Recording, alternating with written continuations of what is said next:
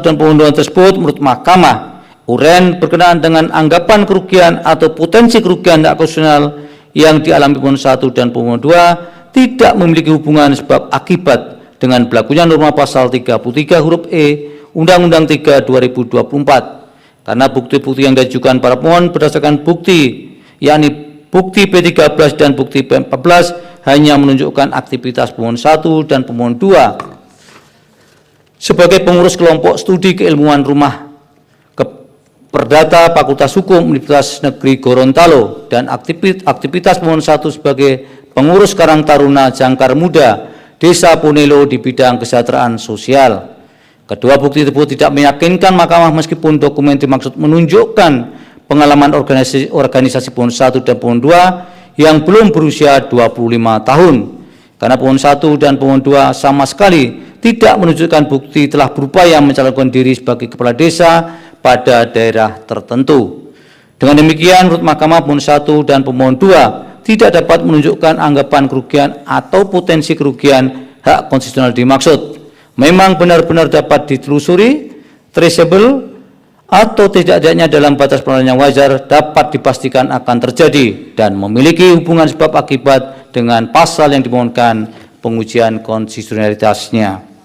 Dalam konteks ini, kerugian konstitusional yang diuraikan oleh pemohon 1 dan pemohon 2 tidak meyakinkan Mahkamah sebagai anggapan kerugian hak konstitusional yang bersifat spesifik, khusus, dan aktual atau setidaknya potensial yang menurut penilaian yang wajar dapat dipastikan akan terjadi sehingga tidak terdapat hubungan sebab akibat atau kausal perban antara kerugian konstitusional pemohon 1 dan pemohon 2 dengan berlakunya norma pasal 33 huruf EU 3 tahun 2024. Untuk permohonan nomor 194 tahun 2026, setelah Mahkamah mencermati secara saksama bukti-bukti yang diajukan dalam kaitan dengan uraian anggapan kerugian hak konstitusionalnya, telah ternyata pemohon tidak dapat menguraikan secara spesifik atau khusus dan aktual atau setidaknya potensial yang menurut penilaian yang wajar dapat dipastikan akan terjadi, bahwa hak konstitusional pemohon dianggap dirugikan sebagai akibat berlakunya norma pasal 2 UU 22 tahun 2001 sebagaimana telah diubah dengan pasal 46 2023 yang dimohonkan pengujian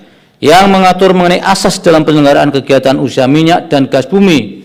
Walakin pemohon mengajukan bukti P1 sampai dengan P7, namun bukti tersebut tidak meyakinkan Mahkamah bahwa pemohon dalam menjalankan pekerjaan atau profesinya sebagai wira swasta mengalami atau setidak-tidaknya berpotensi terkendala hak konstitusionalnya atas kepastian hukum yang adil sebagaimana dijamin dalam pasal 28D ayat 1 UUD NRI tahun 1945.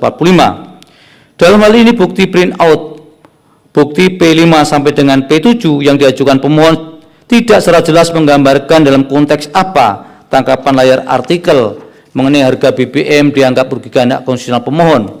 Oleh karena hal tersebut tidak menjelaskan bahwa bukti-bukti dimaksud berkaitan dengan tidak terjaminnya hak pemohon untuk mendapatkan kepastian hukum yang adil sebagaimana dijamin dalam pasal 28D ayat 1 UUD NRI tahun 1945 untuk memperoleh kemakmuran yang sebesar-besarnya atas penyelenggaraan kegiatan usaha minyak dan gas bumi sebagaimana tujuan penyelenggaraan ekonomi nasional yang berdasarkan demokrasi ekonomi sebagaimana diatur dalam pasal 33 ayat 4 UUD NRI tahun 1945 yang berkorelasi dengan pasal 2 UU 22 tahun 2001 sebagaimana telah diubah dengan pasal 40 UU 6 2023 yang dimohonkan pengujian. Untuk permohonan 195 tahun 2026, bahwa norma yang diajukan pengujian konstitusionalitas oleh para pemohon berkenaan dengan proses secara langsung dalam norma pasal 1 angka 1 UU Pilkada berkenaan dengan kedudukan hukum para pemohon dikaitkan dengan syarat anggapan kerugian hak konstitusional yang bersifat aktual dalam pengujian ketentuan norma pasal AKUO mengenai mekanisme pemilihan kepala daerah secara langsung. Mahkamah merujuk pada pertimbangan hukum dalam putusan Mahkamah Konstitusi nomor 072 dan 073 tahun 2004, putusan Mahkamah Konstitusi nomor 69 tahun 2024 dan putusan Mahkamah Konstitusi nomor 110 tahun 2025. Berdasarkan pertimbangan hukum putusan-putusan tersebut, mekanisme pemilihan kepala daerah hingga saat ini dilaksanakan secara langsung oleh rakyat dengan berpedoman pada asas-asas pemilu yang berlaku secara umum dengan tetap mengakui dan menghormati satuan-satuan pemerintahan daerah yang bersifat khusus atau bersifat istimewa. Bahwa berkenaan dengan anggapan kerugian yang bersifat aktual dan atau potensial hak konstitusional para pemohon dengan alasan adanya kekhawatiran atas kemungkinan perubahan kebijakan hukum di masa depan, wacana politik, dan kegelisahan akademik bukanlah akibat langsung dari keberlakuan prase secara langsung dalam norma pasal 1 angka 1 UU Pilkada yang dimohonkan pengujian. Sebab hingga saat ini secara faktual pemilihan kepala daerah masih dilakukan secara langsung oleh rakyat. Oleh karena itu, fakta hukum ini membuktikan bahwa hal yang dialami oleh para pemohon yang menganggap hak konstitusionalnya dirugikan yang bersifat spesifik, baik yang aktual dan ataupun potensial, sejatinya belum atau tidak terjadi. Dengan demikian, karena untuk mendapatkan dugaan hukum dalam mengajukan permohonan di mahkamah harus terpenuhi syarat-syarat adanya anggapan kerugian hak konstitusional sebagaimana dimaksud dalam putusan Mahkamah Konstitusi nomor 006 tahun 2005 dan putusan Mahkamah Konstitusi nomor 11 tahun 2007 dan putusan-putusan selanjutnya, hal tersebut tidak terpenuhi pada diri para pemohon, maka Mahkamah berpendapat para pemohon telah terbukti tidak memenuhi persyaratan adanya anggapan kerugian hak konstitusional dengan berlakunya prase secara langsung dalam norma pasal 1 angka 1 UU Pilkada yang dimohonkan pengujian. Sehingga terkait dengan syarat selebihnya, yaitu adanya anggapan kerugian konstitusional yang bersifat spesifik dan adanya hubungan sebab akibat atau kausal perubahan yang ditimbulkan antara hak konstitusional yang diberikan UUD NRI tahun 1945 dengan berlakunya norma undang-undang yang dimohonkan pengujian, serta syarat jika permohonan tersebut dikabulkan, maka anggapan kerugian hak konstitusional dimaksud tidak terjadi lagi atau tidak akan terjadi dengan sendirinya tidak relevan lagi untuk dipertimbangkan. Karena syarat-syarat anggapan kerugian hak konstitusional dimaksud adalah bersifat kumulatif. Demikian halnya dengan keinginan para pemohon yang memohon agar terhadap daerah tertentu yang memiliki kekhususan atau keistimewaan tata cara pemilihan kepala daerah diatur tersendiri. Di samping hal tersebut juga belum menjadi norma yang punya kekuatan mengikat sebagaimana hukum positif yang berlaku, juga hal tersebut sesungguhnya sudah menjadi pendirian mahkamah dalam putusan sebelumnya dan ehwal dimaksud belum dapat dijadikan sebagai objek pengujian undang-undang. Berdasarkan fakta dan pertimbangan hukum masing-masing permohonan tersebut di atas, tidak terdapat keraguan bagi mahkamah untuk menyatakan para pemohon tidak memiliki kedudukan hukum untuk mengajukan permohonan akuo. Menimbang bahwa meskipun mahkamah berwenang untuk mengadili permohonan-permohonan akuo, namun oleh karena para pemohon tidak memiliki kedudukan hukum untuk mengajukan permohonan-permohonan akuo, maka mahkamah tidak mempertimbangkan lebih lanjut permohonan para pemohon. Konklusi dan seterusnya dianggap diucapkan berdasarkan Undang-Undang Dasar Negara Republik Indonesia tahun 1945 dan seterusnya dianggap diucapkan. Amar putusan mengadili menyatakan permohonan nomor 176 garis miring PU garis datar 24 Romawi garis miring 2026, nomor 186 garis miring PU garis datar 24 Romawi garis miring 2026, nomor 194 garis miring PU garis datar 24 Romawi garis miring 2026 dan nomor 195 garis miring PU garis datar 24 Romawi garis miring 2026 tidak dapat diterima. Demikian diputus dalam rapat permusyawaratan hakim oleh 9 hakim konstitusi, yaitu nama-nama hakim dianggap diucapkan pada hari Senin dan Rabu tanggal 22 dan 24 bulan Juni tahun 2026 yang diucapkan dalam sidang pleno Mahkamah Konstitusi terbuka untuk umum pada hari Senin tanggal 29 bulan Juni tahun 2026. Selesai diucapkan secara bersamaan pada pukul 14.25 waktu Indonesia Barat oleh 9 hakim konstitusi yang nama-nama hakim juga dianggap diucapkan dengan dibantu oleh Agus Niwan Etra, Dewi Nurul Sapitri, Wilmas Lalahi, dan Nur Lydia Stefani Hikmah, kesemuanya sebagai panitera pengganti serta dihadiri oleh para pemohon dan atau kuasanya kecuali pemohon nomor 176 tahun 2026, Dewan Perwakilan Rakyat atau yang mewakili dan Presiden atau yang mewakili. Dilanjut permohonan 183 dan seterusnya. Putusan nomor 183, 185, 187, dan 193 PUU 24 Romawi 2026. Demi keadilan berdasarkan ketuhanan yang Maha Esa, Mahkamah Konstitusi Republik Indonesia yang mengadili permohonan pengujian undang-undang pada tingkat pertama dan terakhir menjatuhkan putusan dalam permohonan pengujian 1. Undang-Undang Nomor 22 Tahun 2009 tentang Lalu Lintas dan Angkutan Jalan, permohonan nomor 183 dan 187 PUU 2024-2026.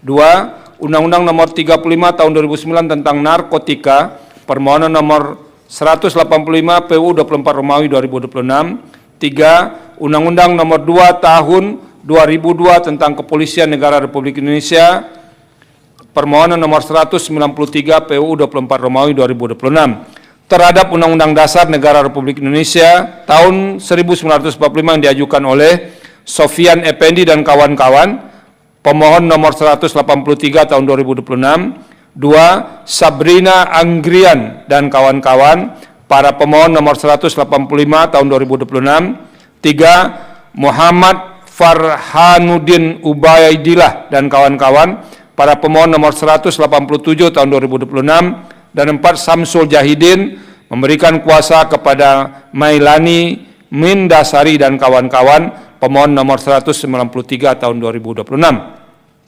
Membaca permohonan para pemohon dan seterusnya dianggap diucapkan, duduk perkara dan seterusnya dianggap diucapkan, pertimbangan hukum, kewenangan mahkamah. Mahkamah berwenang mengadili permohonan para pemohon, menimbang bahwa meskipun mahkamah berwenang mengadili permohonan-permohonan aku, sebelum mempertimbangkan lebih lanjut permohonan para pemohon, mahkamah akan mempertimbangkan hal-hal sebagai berikut. Permohonan nomor 183 tahun 2026 setelah mahkamah mencermati secara saksama permohonan para pemohon, khususnya berkenaan dengan keterpenuhan syarat formil permohonan antara lain mengenai keharusan adanya alat bukti dan daftar alat bukti yang mendukung permohonan, Vide pasal 10 ayat 4 PMK 7 2025, dan adanya berkas alat bukti sebanyak 1 eksemplar yang telah dibubuhi materai, Vide pasal 12 ayat 4 PMK 7 2025, telah ternyata selain tidak menyerahkan perbaikan permohonan, para pemohon tidak pula mengajukan alat bukti dan daftar alat bukti yang mendukung permohonan pemohon, baik pada saat menyampaikan permohonan awal hingga selesainya tenggat waktu penyerahan perbaikan permohonan. 2. Permohonan nomor 185 tahun 2026 bahwa batas waktu penyerahan perbaikan permohonan yang telah ditentukan adalah tanggal 23 Juni 2026 pukul 12.00 WIB. Oleh karena pengajuan perbaikan permohonan telah melewati batas waktu yang ditentukan, ini tanggal 23 Juni 2026 pukul 12.49 WIB, sehingga mahkamah selanjutnya akan mempertimbangkan permohonan awal, yaitu permohonan bertanggal 29 April 2026 yang diterima oleh mahkamah pada tanggal 21 Mei 2026. Selanjutnya berkenaan dengan pengajuan alat bukti yang dilakukan melalui permohonan secara daring atau media elektronik lainnya, para permohon pada saat mengajukan permohonan tidak disertai dengan alat bukti yang telah dibubuhi materai. Terlebih terhadap hal tersebut telah diperingatkan oleh mahkamah pada sidang pemeriksaan pendahuluan. Permohonan nomor 187 tahun 2026 bahwa berkenaan dengan pengajuan alat bukti yang dilakukan melalui permohonan secara online atau daring atau media elektronik lainnya, ketentuan pasal 12 ayat 3 PMK 7 2025 menyatakan pengajuan permohonan secara daring atau online sebagaimana dimaksud pada ayat 2 disertai dengan penyampaian berkas alat bukti kepada mahkamah sebanyak 1 eksemplar yang telah dibubuhi materai sebagaimana ditentukan dalam peraturan perundang-undangan. Namun ketika mengajukan permohonan awal maupun pada waktu menyampaikan perbaikan permohonan, para pemohon tidak menyerahkan alat bukti yang mendukung permohonan. Permohonan nomor 193 tahun 2026 bahwa telah ternyata Undang-Undang 2 2002 telah dilakukan perubahan atau revisi menjadi Undang-Undang 5 2026. Setelah mahkamah membaca secara saksama perubahan materi dalam Undang-Undang 5 2026, telah ternyata salah satu materi yang diubah atau direvisi adalah norma pasal 38 ayat 2 Undang-Undang 2 2022. Dalam hal ini pada awalnya norma pasal 38 ayat 2 Undang-Undang 2 2002 terdiri dari huruf A sampai dengan huruf C diubah menjadi norma pasal 38 ayat 2 Undang-Undang 5 2026 yang terdiri dari huruf A sampai dengan huruf F. Berkenaan dengan fakta tersebut, oleh karena eksistensi norma yang dimohonkan pengujian konstitusionalitasnya oleh pemohon, in casu norma pasal 38 ayat 2 huruf C Undang-Undang 2 2002 telah diubah menjadi norma pasal 38 ayat 2 huruf D Undang-Undang 5 2026 menyebabkan norma yang dimohonkan pengujian tidak lagi sebagaimana rumusan norma yang dimohonkan oleh pemohon. Berkenaan dengan hal tersebut, pemohon pun telah menyadari bahwa objek permohonan telah berubah dengan pengundangan Undang-Undang 5 2026. Berdasarkan fakta dan pertimbangan hukum masing-masing permohonan tersebut di atas, tidak terdapat keraguan bagi Mahkamah untuk menyatakan permohonan nomor 183, 185, dan 187 PUU 24 Romawi 2026 adalah tidak terpenuhi syarat formil pengajuan permohonan. Sedangkan permohonan nomor 193 PUU 24 Romawi 2026 telah kehilangan objek. Menimbang bahwa meskipun Mahkamah berwenang untuk mengadili permohonan-permohonan aku, namun oleh karena permohonan nomor 183, 185, dan 187 PUU 24 Romawi 2026 adalah tidak memenuhi syarat formil pengajuan permohonan, sedangkan permohonan nomor 193 PUU 24 Romawi 2026 telah kehilangan objek, maka Mahkamah tidak mempertimbangkan lebih lanjut permohonan para pemohon. Konklusi dan seterusnya dianggap telah diucapkan berdasarkan Undang-Undang Dasar Negara Republik Indonesia tahun 1945 dan seterusnya dianggap telah diucapkan. Amar putusan mengadili menyatakan permohonan nomor 183 garis miring PU garis datar 24 Romawi garis miring 2026, nomor 185 garis miring PU garis datar 24 Romawi garis miring 2026, nomor 187 garis miring PU garis datar 24 Romawi garis miring 2026, dan nomor 193 garis miring PU garis datar 24 Romawi garis miring 2026 tidak dapat diterima. Demikian diputuskan rapat permusyawaratan hakim oleh 9 hakim konstitusi, yaitu nama-nama hakim dianggap diucapkan pada hari Selasa dan Rabu tanggal 23 dan 24 bulan Juni tahun 2026 yang diucapkan oleh sidang plenum Mahkamah Konstitusi terbuka untuk umum pada hari Senin tanggal 29 bulan Juni tahun 2026. Selesai diucapkan secara bersamaan pada pukul 14.33 waktu Indonesia Barat oleh 9 hakim konstitusi yang nama-nama hakim juga dianggap diucapkan dengan dibantu oleh Alipah Ramawati, Anak Agung Dian Onita, Ida Arya Tambunan, dan Triyono Edi Butiarto. Kesemuanya sebagai panitia pengganti serta dihadiri oleh para pemohon dan atau kuasanya, Dewan Perwakilan Rakyat atau yang mewakili, dan Presiden atau yang mewakili. Dilanjut pengucapan nomor 170. Putusan nomor 170 garis miring PUU garis datar 24 angka Romawi garis miring 20 2026 demi keadilan berdasarkan ketuhanan Yang Maha Esa, Mahkamah Konstitusi Republik Indonesia yang mengadili permohonan pengujian undang-undang pada tingkat pertama dan terakhir menjatuhkan putusan dalam permohonan pengujian Undang-Undang Nomor 1 Tahun 2026 tentang penyesuaian pidana terhadap Undang-Undang Dasar Negara Republik Indonesia tahun 1945 yang diajukan oleh Muhajir memberi kuasa kepada Yandri Sudarso dan kawan-kawan, selanjutnya disebut sebagai pemohon. Membaca permohonan pemohon dan seterusnya dianggap diucapkan, duduk perkara dan seterusnya dianggap diucapkan, pertimbangan hukum, kewenangan Mahkamah berwenang mengadili permohonan aku, kedudukan hukum pemohon, pemohon memiliki kedudukan hukum untuk mengajukan permohonan aku, pokok permohonan, paragraf 3.7 sampai dengan 3.9 dan seterusnya dianggap diucapkan, menimbang bahwa setelah membaca secara saksama permohonan pemohon beserta bukti-bukti yang diajukan, persoalan konstitusionalitas norma yang harus dijawab oleh Mahkamah pada pokoknya adalah apakah dengan tidak adanya kata tanda kutip dapat dalam norma pasal 263 dan pasal 264 Undang-Undang 1 2026 bertentangan dengan pasal 28D ayat 1 dan pasal 28G ayat 1 UUD NRI tahun 1945. Bahwa berkenaan dengan norma pasal 263 dan pasal 264 Undang-Undang 1 2026 yang dipersoalkan konstitusionalitasnya oleh pemohon, penting bagi Mahkamah untuk menegaskan terlebih dahulu kaitan norma pasal-pasal aku sebelum dilakukan perubahan terhadap norma yang sama yang diatur dalam Undang-Undang 1 1946 dengan Undang-Undang 1 2023 yang kemudian diubah dengan Undang-Undang 1 2026. Dalam hal ini, substansi terkait dengan norma pasal 263 Undang-Undang 1 2026 semula telah diatur dalam pasal 14 ayat 2 Undang-Undang 1 1946 dan seterusnya dianggap diucapkan. Namun demikian, apabila dicermati secara saksama di antara kedua norma tersebut, terdapat perbedaan mendasar antara pasal 14 ayat 2 Undang-Undang 1 1946 dengan norma pasal 263 Undang-Undang 1 2026. Norma pasal 263 Undang-Undang 1 2026 mempersyaratkan orang yang menyebarkan berita bohong tersebut telah mengetahui berita yang disiarkan atau disebarluaskan merupakan berita bohong. Artinya, tujuan dari perbuatan pidana yang diatur dalam norma pasal 263 Undang-Undang 1 2026 yaitu menyebarkan berita atau pemberitahuan sudah diketahui bahwa hal tersebut adalah bohong atau tidak benar.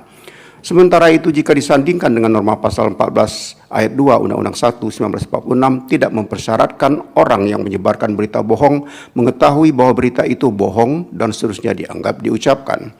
Dalam kaitan dengan dalil akuo, penting bagi Mahkamah untuk menegaskan bahwa norma pasal 263 Undang-Undang 1 2026 merupakan norma yang harus memenuhi seluruh unsur yang menjadi kondisi yang bersifat kumulatif untuk dapat dipidana.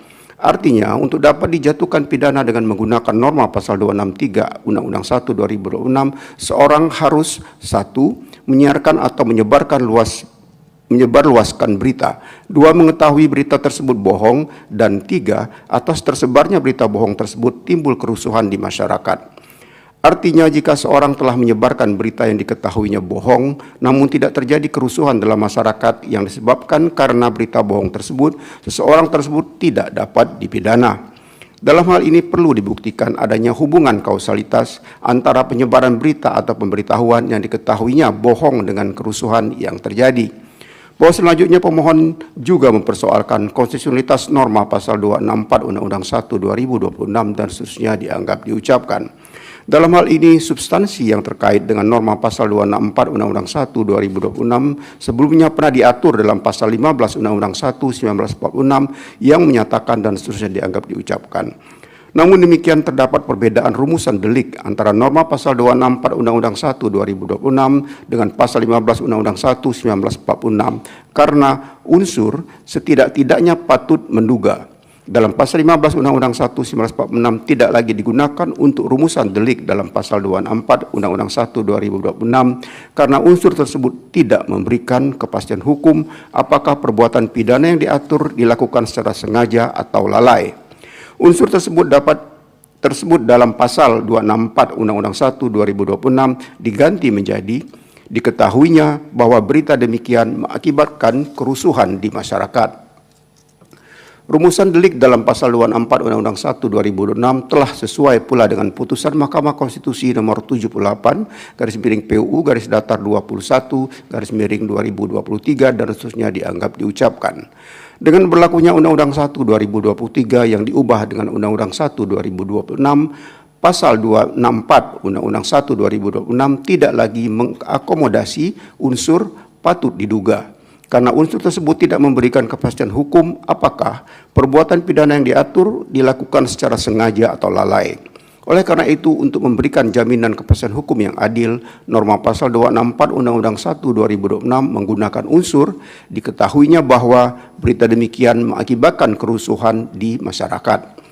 Artinya, syarat utama dalam norma pasal 264 Undang-Undang 1 2006 adalah orang menyiarkan berita yang tidak pasti, berlebih-lebihan, atau yang tidak lengkap tersebut harus mengetahui terlebih dahulu bahwa berita demikian tidak menimbulkan keributan atau kerusuhan secara fisik yang terjadi di masyarakat. Tidak termasuk keributan atau kerusuhan yang terjadi di ruang digital atau cyber. Bahwa selain itu, pemohon juga mendalilkan delik material yang dirumuskan dalam norma pasal 263 dan pasal 264 Undang-Undang 1 2026 bertentangan dengan UUD RI tahun 1945 apabila tidak dirumuskan sebagai delik formil dengan menambahkan kata tanda kutip dapat dan dianggap diucapkan. Dalam kaitan dengan petitum pemohon akuo, menurut Mahkamah di satu sisi dengan menambahkan kata dapat, hal tersebut merupakan suatu langkah mundur atau setback, sementara di sisi lain menyebabkan terjadinya pergeseran paradigma penerapan unsur delik baik dalam norma pasal 263 dan pasal 264 Undang-Undang 1 2026. Artinya, dengan ditambah kata dapat dalam norma pasal 263 dan pasal 264 Undang-Undang 1 2026 menyebabkan perbuatan yang akan dituntut di depan pengadilan bukan saja karena perbuatan tersebut mengakibatkan kerusuhan dalam masyarakat, akan tetapi dengan menambahkan kata dapat, penegak hukum tidak perlu menjadikan unsur adanya akibat berupa kerusuhan dalam masyarakat untuk dapat diproses hukum sebagai pelanggaran norma pasal 263 dan pasal 264 Undang-Undang 1 2026. Dengan demikian, dalam konteks pasal 263 dan pasal 264 Undang-Undang 1 2026, penambahan kata dapat dimaksud justru akan menimbulkan ketidakpastian hukum dan bertentangan dengan jaminan bahwa setiap orang berhak atas rasa aman dan pelindungan dari ancaman ketakutan sebagaimana dijamin dalam pasal 28G R1 UUD RI tahun 1945. Selain itu, menurut Mahkamah, kata dapat dalam konteks pasal 263 dan pasal 264 Undang-Undang 1 2026 juga bertentangan dengan prinsip perumusan tindak pidana yang harus memenuhi prinsip hukum harus tertulis, lex scripta, harus ditafsirkan seperti yang dibaca, lex stricta, dan tidak multitafsir atau lex serta. Oleh karenanya bertentangan dengan prinsip negara hukum sebagaimana ditentukan dalam pasal 1 ayat 3 UUD NRI tahun 1945. Dengan kata lain, mengubah delik material dalam norma pasal 263 dan pasal 264 Undang-Undang 1 2026 menjadi delik formil akan memudahkan terjadinya kriminalisasi karena terdapat perbedaan pemaknaan kata dapat dalam praktik penegakan hukum. Terlebih apabila dalil pemohon dikabulkan dengan menambahkan kata dapat dalam norma pasal 263 dan pasal 264 Undang-Undang 1 2026 menjadikan norma dimaksud menjadi delik formil. Sehingga norma-norma aku akan menjadi tanda kutip pasal karet atau mulur mungkret sehingga mengancam kepastian hukum yang adil berkaitan dengan penggunaan hak atas kebebasan masyarakat menyampaikan pendapat. Dengan demikian, dalil pemohon yang mempersoalkan konstitusionalitas norma pasal 263 dan pasal 264 Undang-Undang 1 2006 bertentangan dengan UUD NRI tahun 1945 adalah dalil yang tidak berdasar sehingga harus dinyatakan tidak beralasan menurut hukum. Paragraf 3.12 dan 3.13 dan seterusnya dianggap diucapkan, konklusi dan seterusnya dianggap diucapkan berdasarkan Undang-Undang Dasar Negara Republik Indonesia tahun 1945 dan seterusnya dianggap diucapkan. Amar putusan mengadili menolak permohonan pemohon untuk seluruhnya. Demikian diputus dalam rapat permusyawaratan hakim oleh 9 hakim konstitusi, yaitu nama-nama hakim dianggap diucapkan pada hari Kamis tanggal 18 bulan Juni tahun 2026 yang diucapkan dalam sidang plenum Mahkamah Konstitusi terbuka untuk umum pada hari Senin tanggal 29 bulan Juni tahun 2026. Selesai diucapkan pukul 14:43 waktu Indonesia Barat oleh 9 hakim konstitusi yang nama-nama hakim juga dianggap diucapkan dengan dibantu oleh Wilma Slalai sebagai panitera pengganti serta dihadiri oleh pemohon dan atau kuasanya, Dewan Perwakilan Rakyat atau yang mewakili dan Presiden atau yang mewakili. Dilanjut 172. Putusan nomor 172 garis miring PUU garis datar 24 Romawi garis miring 2026. Demi keadilan berdasarkan ketuhanan yang Maha Esa, Mahkamah Konstitusi Republik Indonesia yang mengadili permohonan pengujian undang-undang pada tingkat pertama dan terakhir menjatuhkan putusan dalam permohonan pengujian undang-undang nomor 17 tahun 2023 tentang kesehatan terhadap Undang-Undang Dasar Negara Republik Indonesia tahun 1945 yang diajukan oleh Dharma Pongrekun memberi kuasa kepada Ishemat Soeria Alam dan kawan-kawan, selanjutnya disebut sebagai pemohon, membaca permohonan pemohon dan seterusnya dianggap diucapkan, duduk perkara dan seterusnya dianggap diucapkan, pertimbangan hukum, kewenangan mahkamah, mahkamah berwenang mengadili permohonan akuo, kedudukan hukum, pemohon memiliki kedudukan hukum untuk mengajukan permohonan akuo. Pokok permohonan, paragraf 3.7 sampai dengan sub paragraf 3.10.1 dan seterusnya dianggap diucapkan. Bahwa terhadap dalil pemohon ikhwal kriteria lain yang ditetapkan oleh Menteri dalam norma pasal 353 ayat 2 huruf G UU 17 tahun 2023 menimbulkan ketidakpastian hukum karena tidak disertai batasan, parameter maupun standar yang jelas mengenai penetapan kriteria KLB dan wabah, sehingga membuka ruang penafsiran yang luas serta menyebabkan masyarakat tidak dapat mengetahui secara pasti dasar penetapan kriteria dimaksud. Berkenaan dengan dalil tersebut, ketentuan norma pasal 353 ayat 2 huruf G UU 17 tahun 2023 tidak dapat dibaca secara terpisah dari keseluruhan pengaturan dalam UU 17 tahun 2023. Artinya, kriteria lain yang ditetapkan oleh Menteri merupakan bentuk pendelegasian kewenangan administratif kepada Menteri untuk mengatur lebih lanjut hal-hal teknis dan dinamis sesuai dengan perkembangan kebutuhan penyelenggaraan urusan pemerintahan di bidang kesehatan. Pendelegasian merupakan suatu yang lazim sepanjang kewenangan tersebut dilaksanakan dalam koridor norma, asas, tujuan, dan batasan yang telah ditetapkan oleh UU 17 tahun 2023. Bahwa jika norma pasal 353 ayat 2 huruf G UU 17 tahun 2023 dikaitkan dengan petitum angka 2 permohonan akuo dan seterusnya dianggap diucapkan, merupakan sesuatu yang tidak boleh tidak atau suatu keniscayaan yang harus dilakukan atau dipenuhi sebelum pemberlakuan ketetapan Menteri sebagaimana dimaksudkan norma pasal 353 ayat 2 huruf GU 17 tahun 2023 akuo. Terlebih, norma pasal 353 ayat 2 huruf G UU 17 tahun 2023 yang menyatakan kriteria lain yang ditetapkan oleh Menteri hanya dapat dilakukan jika terdapat kemungkinan adanya kriteria lain di luar semua kriteria sebagaimana diatur dalam norma pasal 353 ayat 2 huruf A sampai dengan huruf F UU 17 tahun 2023. Artinya, jikalau suatu kondisi KLB dan wabah terdapat kriteria lain yang memerlukan penetapan Menteri, penetapan dimaksud tidak dapat dilakukan di luar asas-asas dan prinsip penyelenggaraan dalam UU 17 tahun 2023. In kasu, asas, dan prinsip seperti termaktub dalam norma pasal 2 dan pasal 3 UU 17 tahun 2023 yang dalam batas-batas tertentu telah memuat esensi yang dimohonkan dalam petitum angka 2 permohonan akuo. Bahwa terhadap dalil pemohon norma pasal 394 UU 17 tahun 2023 yang secara tegas mengatur kewajiban hukum bersifat imperatif bagi setiap orang mematuhi seluruh kegiatan penanggulangan KLB dan wabah yang dilaksanakan pemerintah pusat dan pemerintah daerah, sehingga tidak memberikan ruang bagi setiap orang menentukan sendiri tingkat kepatuhannya terhadap kebijakan negara atau pemerintah dimaksud. Secara normatif, pengaturan kewajiban dalam ketentuan norma pasal 304 UU 17 tahun 2023 merupakan konsekuensi logis dari tanggung jawab negara dalam melindungi kesehatan masyarakat, terutama apabila terdapat kondisi yang potensial menimbulkan ancaman terhadap keselamatan dan kesehatan masyarakat yang berdampak luas dan sistemik.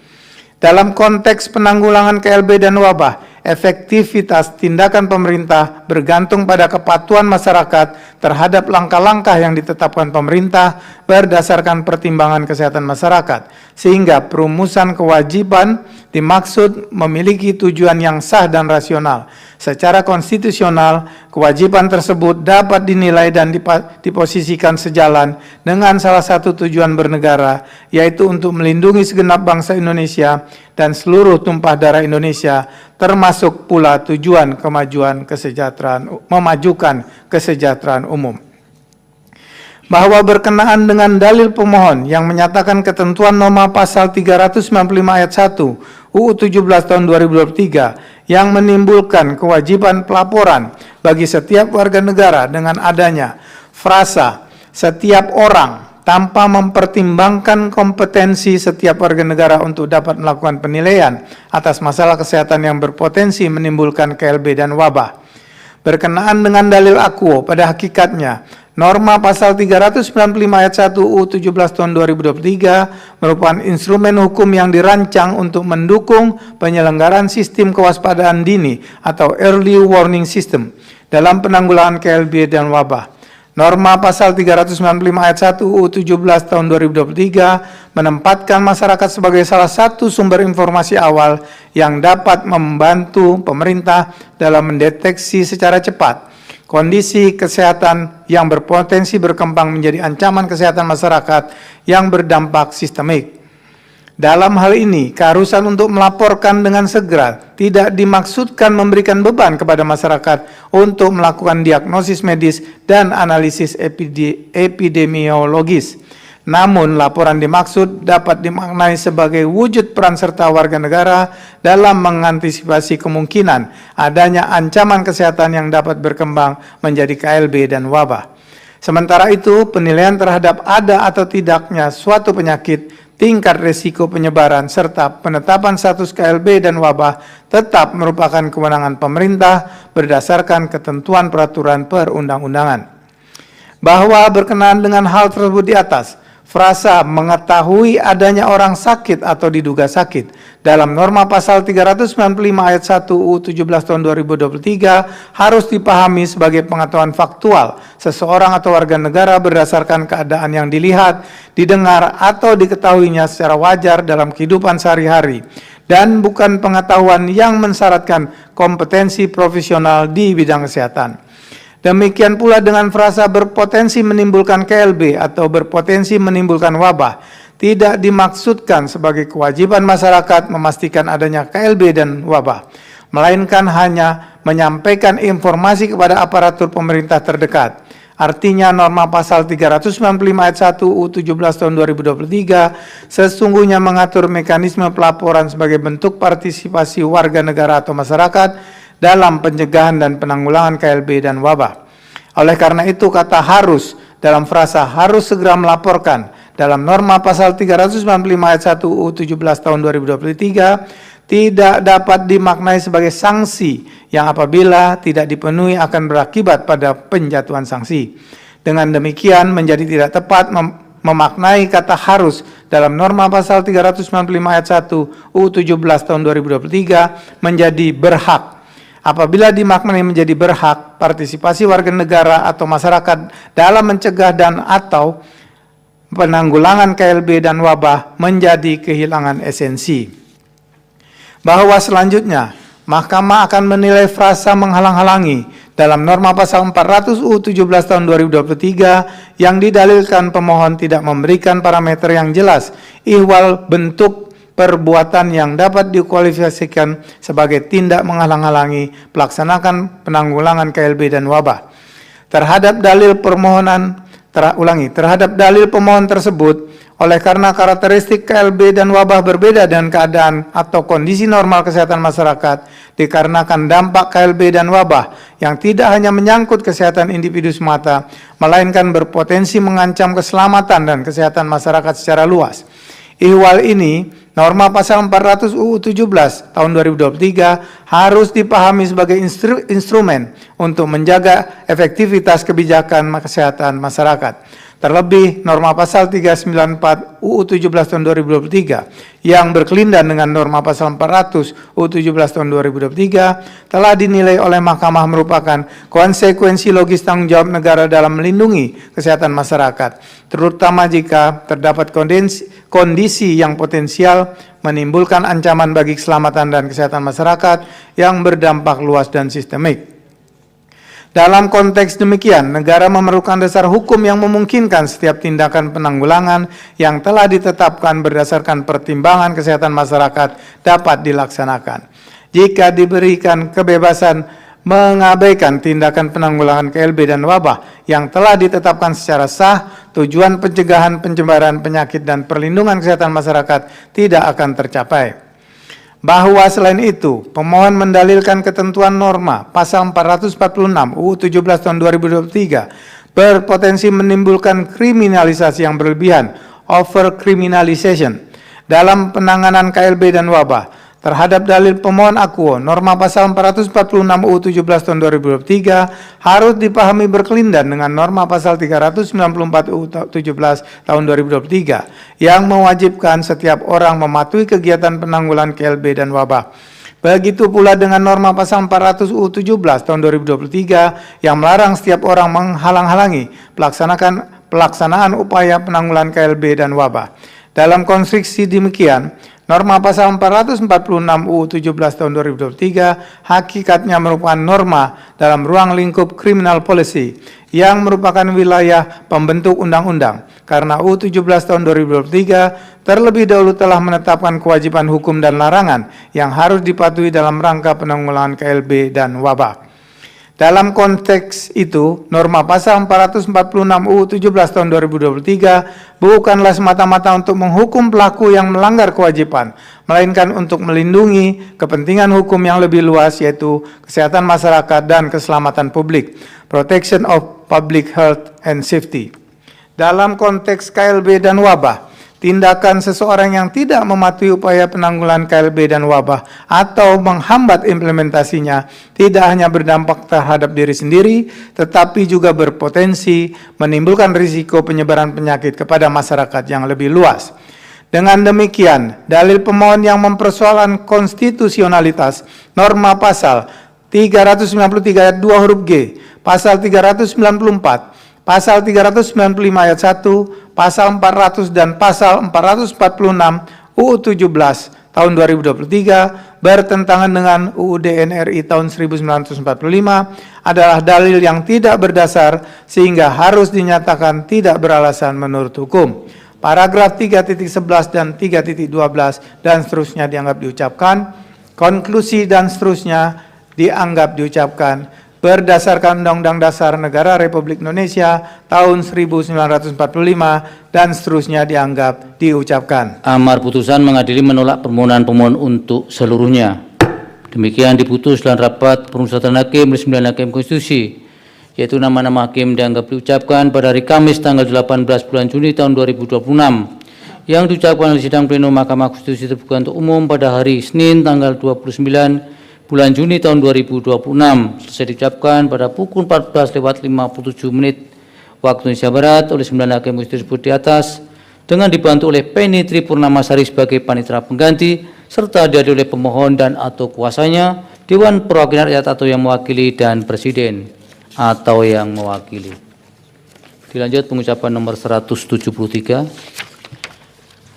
Putusan nomor 173 PUU 24 Romawi 2026. Demi keadilan berdasarkan ketuhanan yang Maha Esa, Mahkamah Konstitusi Republik Indonesia yang mengadili permohonan pengujian undang-undang pada tingkat pertama dan terakhir menjatuhkan putusan dalam permohonan pengujian Undang-Undang Nomor 37 Tahun 2004 tentang kepailitan dan penundaan kewajiban pembayaran utang terhadap Undang-Undang Dasar Negara Republik Indonesia tahun 1945 yang diajukan oleh PT Sejin Silikon memberi kuasa kepada Muhammad Hafid dan kawan-kawan selanjutnya disebut sebagai pemohon. Membaca permohonan pemohon dan seterusnya dianggap diucapkan, duduk perkara dan seterusnya dianggap diucapkan, pertimbangan hukum, kewenangan mahkamah. Mahkamah berwenang mengadili permohonan akuo. Kedudukan hukum, pemohon memiliki kedudukan hukum untuk mengajukan permohonan akuo. Permohonan, paragraf pokok permohonan, paragraf 3.7 sampai dengan 3.10 dan seterusnya dianggap diucapkan.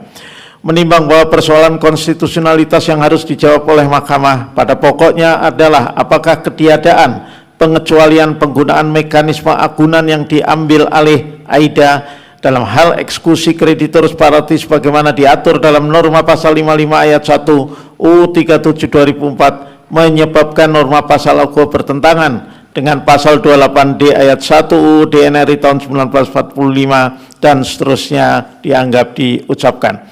Terlepas dari kasus konkret pemohon, potensi benturan kepentingan sebagaimana didalilkan pemohon timbul akibat pelaksanaan lelang eksekusi hak tanggungan dengan mekanisme AIDA telah menempatkan bank berada pada posisi yang dominan dan seterusnya dianggap diucapkan. Berkenaan dengan persoalan tersebut, menurut mahkamah, pada praktiknya potensi benturan kepentingan atas posisi kreditor separatis yang menjadi pemohon lelang sekaligus juga menjadi peserta lelang dalam pelaksanaan mekanisme AIDA berkemungkinan terjadi karena keputusan yang diambil dalam penentuan nilai atau harga jual objek jaminan harta debitur dapat berasal dari bank sebagai kreditor separatis sekaligus sebagai pemohon lelang. Dalam keadaan demikian dikhawatirkan penentuan nilai atau harga tidak sepenuhnya didasarkan pada pertimbangan yang netral dan adil serta mempertimbangkan kepentingan kreditor lainnya.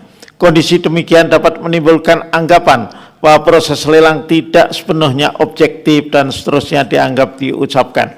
Meskipun demikian penting bagi mahkamah menegaskan bahwa mekanisme dan desain sistem lelang yang dilakukan oleh kantor lelang inkasu KPKNL telah dirancang dengan berbagai pengaturan dan prosedur yang bertujuan untuk mewujudkan lelang yang lebih efisien, efektif, transparan, akuntabel, sederhana, modern, dan menjamin kepastian hukum serta untuk meminimalkan potensi adanya benturan kepentingan itu sendiri.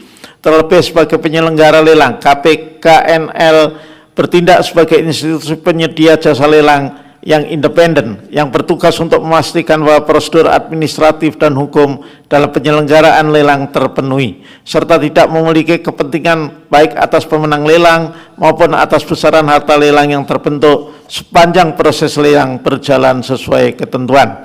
Dengan kata lain, KPKNL bukanlah sebagai pihak yang berkepentingan dalam hubungan utang piutang, melainkan sebagai institusi netral yang bertindak secara administratif prosedural dalam penyelenggaraan lelang sekaligus sebagai penghubung antara pihak-pihak yang berkepentingan.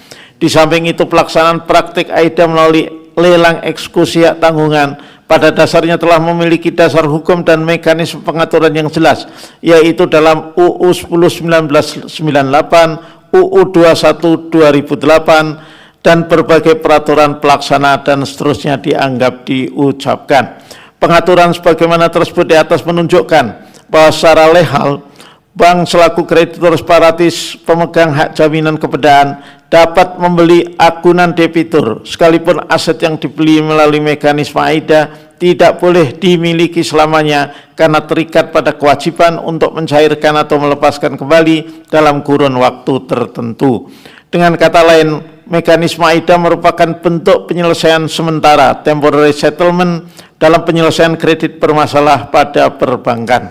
Bagi lembaga perbankan, AIDA adalah salah satu pintu keluar yang dihasilkan dari hak kreditur separatis untuk mengeksekusi jaminannya.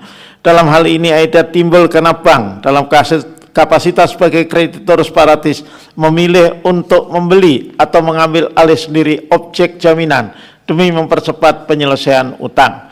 Sekalipun pembelian akunan oleh bank melalui mekanisme AIDA sebagai bagian dari penyelesaian kredit bermasalah dapat dibenarkan, namun dalam pelaksanaannya tidak boleh dilakukan secara sewenang-wenang.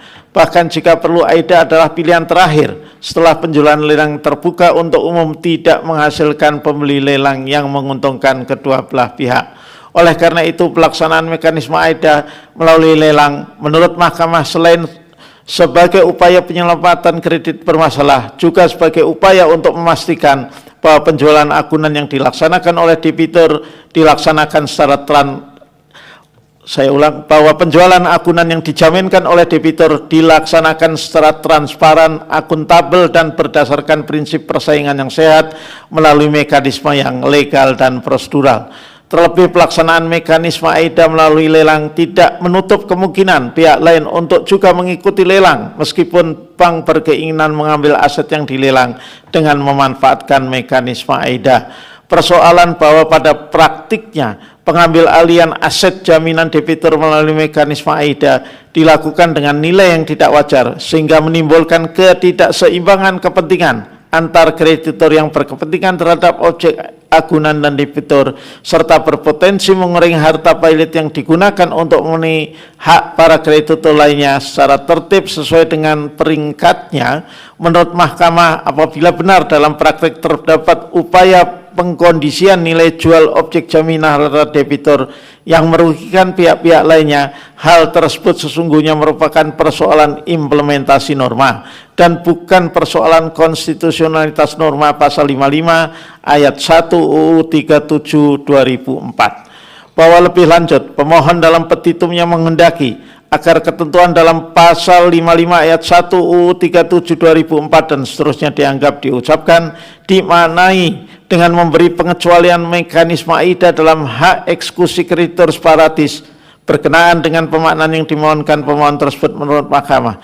Jika rumusan dalam petitum permohonan pemohon dikabulkan atau diterapkan secara eksplisit sehingga dalam melakukan hak eksekusinya kreditur separatis pemegang jaminan tidak lagi dapat menggunakan mekanisme AIDA, maka rumusan tersebut justru akan menimbulkan ketidakpastian hukum mengenai pelaksanaan mekanisme AIDA yang secara normatif tidak dilarang dalam peraturan perundang-undangan. Dalam hal ini, mekanisme AIDA seharusnya dilakukan sebelum ada putusan pilot. Namun jika telah ada putusan pilot, maka AIDA masih dapat dilakukan setelah hak kreditur separatis timbul dengan adanya pernyataan insolvensi oleh hakim pengawas yang dituangkan dalam berita acara rapat kreditor. Walakin jika dalam waktu 2 bulan kreditur separatis tidak dapat menjual atau mengeksekusi sendiri barang jaminan, maka benda jaminan dimaksud tetap menjadi budel pailit. Oleh karena itu, jika mekanisme ada bukan merupakan salah satu pilihan dalam pelaksanaan eksekusi yang sah menurut UU 37 2004, maka aset debitur yang menjadi objek jaminan tidak dapat keluar dari harta pailit atau budel pailit dan tetap berada di bawah penguasaan dan pengurusan kurator. Hal ini menurut Mahkamah justru merupakan suatu bentuk pembatasan hak eksekusi bagi kreditur yang tidak sejalan dengan esensi norma pasal 55 ayat 1 UU 37 2004 dan seterusnya dianggap diucapkan. Dalam perspektif kreditur separatis sebagai pihak yang diberikan kewenangan untuk mengeksekusi haknya dalam norma pasal 55 ayat 1 UU 37 2004, mekanisme AEDA adalah salah satu bentuk eksekusi yang sah menurut hukum perbankan sebagai cara untuk melunasi utang debitur seefisien mungkin. Oleh sebab itu, ketiadaan pengaturan pengecualian mekanisme AEDA dalam norma pasal 55 ayat 1 UU 37 2004 tidaklah dapat dikatakan mengandung ketidakjelasan norma dan menimbulkan ketidakpastian hukum sehingga bertentangan dengan prinsip kepastian hukum yang adil sebagaimana dijamin pasal 28D ayat 1 UU DNRI tahun 1945 sebagaimana didalilkan oleh pemohon. Selanjutnya berkenaan dengan dalil pemohon yang menyatakan bahwa selain melalui AEDA, kreditur tetap dapat mengeksekusi haknya melalui lelang parate eksekusi. Menurut Mahkamah, penentuan baik penggunaan mekanisme AEDA maupun melalui lelang parate eksekusi adalah berkaitan dengan pilihan dalam melaksanakan hak eksekusi oleh kreditur separatis yang diatur dalam pasal 55 ayat 1 UU 37 2004. Di mana terkait mekanisme yang akan digunakan oleh kreditur separatis dalam melakukan eksekusi jaminan, hal tersebut juga sepenuhnya merupakan pilihan masing-masing kreditur di antara berbagai pilihan mekanisme yang ada, yang tentunya dengan didasarkan pada kebutuhan dan urgensi masing-masing. Dengan demikian, apapun pilihan eksekusi yang dilakukan oleh kreditur, hal penting yang harus diperhitungkan adalah menjamin agar pelaksanaan hak eksekusi kreditur separatis tidak merugikan kepentingan kreditur lain. Dengan demikian, dalil pemohon yang mempersoalkan konstitusionalitas norma pasal 55 ayat 1 UU 37 2004 adalah dalil yang tidak berdasar sehingga harus dinyatakan tidak beralasan menurut hukum. Paragraf 3.12 dan 3.13 dan seterusnya dianggap diucapkan, konklusi dan seterusnya dianggap diucapkan, berdasarkan Undang-Undang Dasar Negara Republik Indonesia tahun 1945 dan seterusnya dianggap diucapkan. Amar putusan mengadili menolak permohonan pemohon untuk seluruhnya. Demikian diputus dan rapat pemusatan hakim oleh 9 hakim konstitusi, yaitu nama-nama hakim dianggap diucapkan pada hari Kamis tanggal 18 bulan Juni tahun 2026 yang diucapkan dalam sidang pleno Mahkamah Konstitusi terbuka untuk umum pada hari Senin tanggal 29 bulan Juni tahun 2026 ia selesai diucapkan pukul 15.09 waktu Indonesia Barat oleh 9 hakim konstitusi di atas dengan dibantu oleh Yunita Nurwulantari sebagai panitera pengganti serta dihadiri oleh pemohon dan atau kuasanya, Dewan Perwakilan Rakyat atau yang mewakili dan Presiden atau yang mewakili. Dilanjut pengucapan nomor 174. Putusan nomor 174 PUU 24/2026 demi keadilan berdasarkan ketuhanan Yang Maha Esa, Mahkamah Konstitusi Republik Indonesia yang mengadili permohonan pengujian undang-undang pada tingkat pertama dan terakhir menjatuhkan putusan dalam permohonan pengujian undang-undang nomor 20 tahun 2023 tentang aparatur sipil negara terhadap Undang-Undang Dasar Negara Republik Indonesia tahun 1945 yang diajukan oleh Forum Solidaritas Mobilitas Karir, Dira Dharma Wirawan, Rani Lestari Banjarnahor, dan Chandra Dewi Cahyaningrum memberi kuasa kepada Victor Santoso Tandiasa dan Isam Saifuddin selanjutnya disebut sebagai para pemohon. Membaca permohonan para pemohon dan seterusnya dianggap diucapkan, duduk perkara dan seterusnya dianggap diucapkan. Pertimbangan hukum, kewenangan mahkamah, mahkamah berwenang mengadili permohonan AKO, kedudukan hukum, para pemohon memiliki kedudukan hukum untuk mengajukan permohonan AKO. Pokok permohonan paragraf 3.7 sampai dengan 3.9 dan seterusnya dianggap diucapkan. Menimbang bahwa setelah Mahkamah membaca secara saksama permohonan para pemohon beserta bukti-bukti yang diajukan, persoalan konstitusionalitas norma yang dipersoalkan oleh para pemohon adalah ketiadaan parameter waktu yang jelas dan terukur dalam pengaturan mobilitas talenta ASN dalam ketentuan norma pasal 21 ayat 8 huruf A dan pasal 46 ayat 2 Undang-Undang 20 2023 dan seterusnya dianggap diucapkan. Bahwa norma pasal 21 ayat 8 huruf A Undang-Undang 20 2023 mendefinisikan salah satu bentuk pengembangan diri ASN yaitu pengembangan talenta dan karir yang bersifat konseptual dan memberikan kerangka umum mengenai ruang lingkup pengembangan konsep kompetensi aparatur. Sementara itu, pengaturan yang bersifat teknis dan operasional mengenai mobilitas talenta sebagai instrumen pelaksanaan pengembangan talenta dan karir tersebut diatur secara khusus dalam norma pasal 46 ayat 2 Undang-Undang 20 2023. Dengan demikian, 20 2023 mengatur aspek pengertian dan tujuan, sedangkan norma pasal 46 ayat 2 Undang-Undang 20 2023 mengatur mekanisme implementasinya. Oleh karena itu, pengaturan mobilitas talenta tidak dapat dipandang terlepas dari kerangka pengembangan talenta dan karir yang telah ditetapkan dalam norma pasal 21 ayat 8 huruf A Undang-Undang 20 2023, melainkan merupakan bentuk konkret pelaksanaan dari norma tersebut. Bahwa kekhawatiran para pemohon terhadap ketentuan norma pasal 21 ayat 8 huruf A dan pasal 46 ayat 2 Undang-Undang 20 2023 yang tidak memuat parameter batas waktu yang konstitusional sehingga menimbulkan norma aturan-aturan teknis yang saling bertentangan baik dengan aturan di atasnya, dengan aturan yang sejajar maupun dengan aturan yang ada di bawahnya. Menurut Mahkamah, perbedaan aturan mutasi antar instansi ASN harus dipandang sebagai bagian dari manajemen ASN yang diberikan ruang pengaturan untuk menyesuaikan dengan karakteristik, kebutuhan, dan kondisi masing-masing instansi selama masih berbasis kebutuhan organisasi dan mengikuti prinsip sistem merit. Oleh karena itu, sistem merit harus diselenggarakan sesuai dengan prinsip meritokrasi, yaitu prinsip pengelolaan sumber daya manusia yang didasarkan pada kualifikasi, kompetensi, potensi, dan kinerja, serta integritas dan moralitas, dan seterusnya dianggap diucapkan. Di samping itu, pembatasan masa pengabdian sebelum mutasi dapat didasarkan pada kebutuhan untuk menjaga stabilitas organisasi, pemerataan distribusi ASN, dan efektivitas pelayanan publik. Dengan demikian, keberadaan norma pasal 21 ayat 8 huruf A Undang-Undang 20 2023 memiliki arti penting dalam sistem manajemen ASN karena memberikan dasar normatif bagi penyelenggaraan mobilitas talenta ASN sebagai bagian dari upaya membangun aparatur yang profesional, adaptif, dan berbasis sistem merit.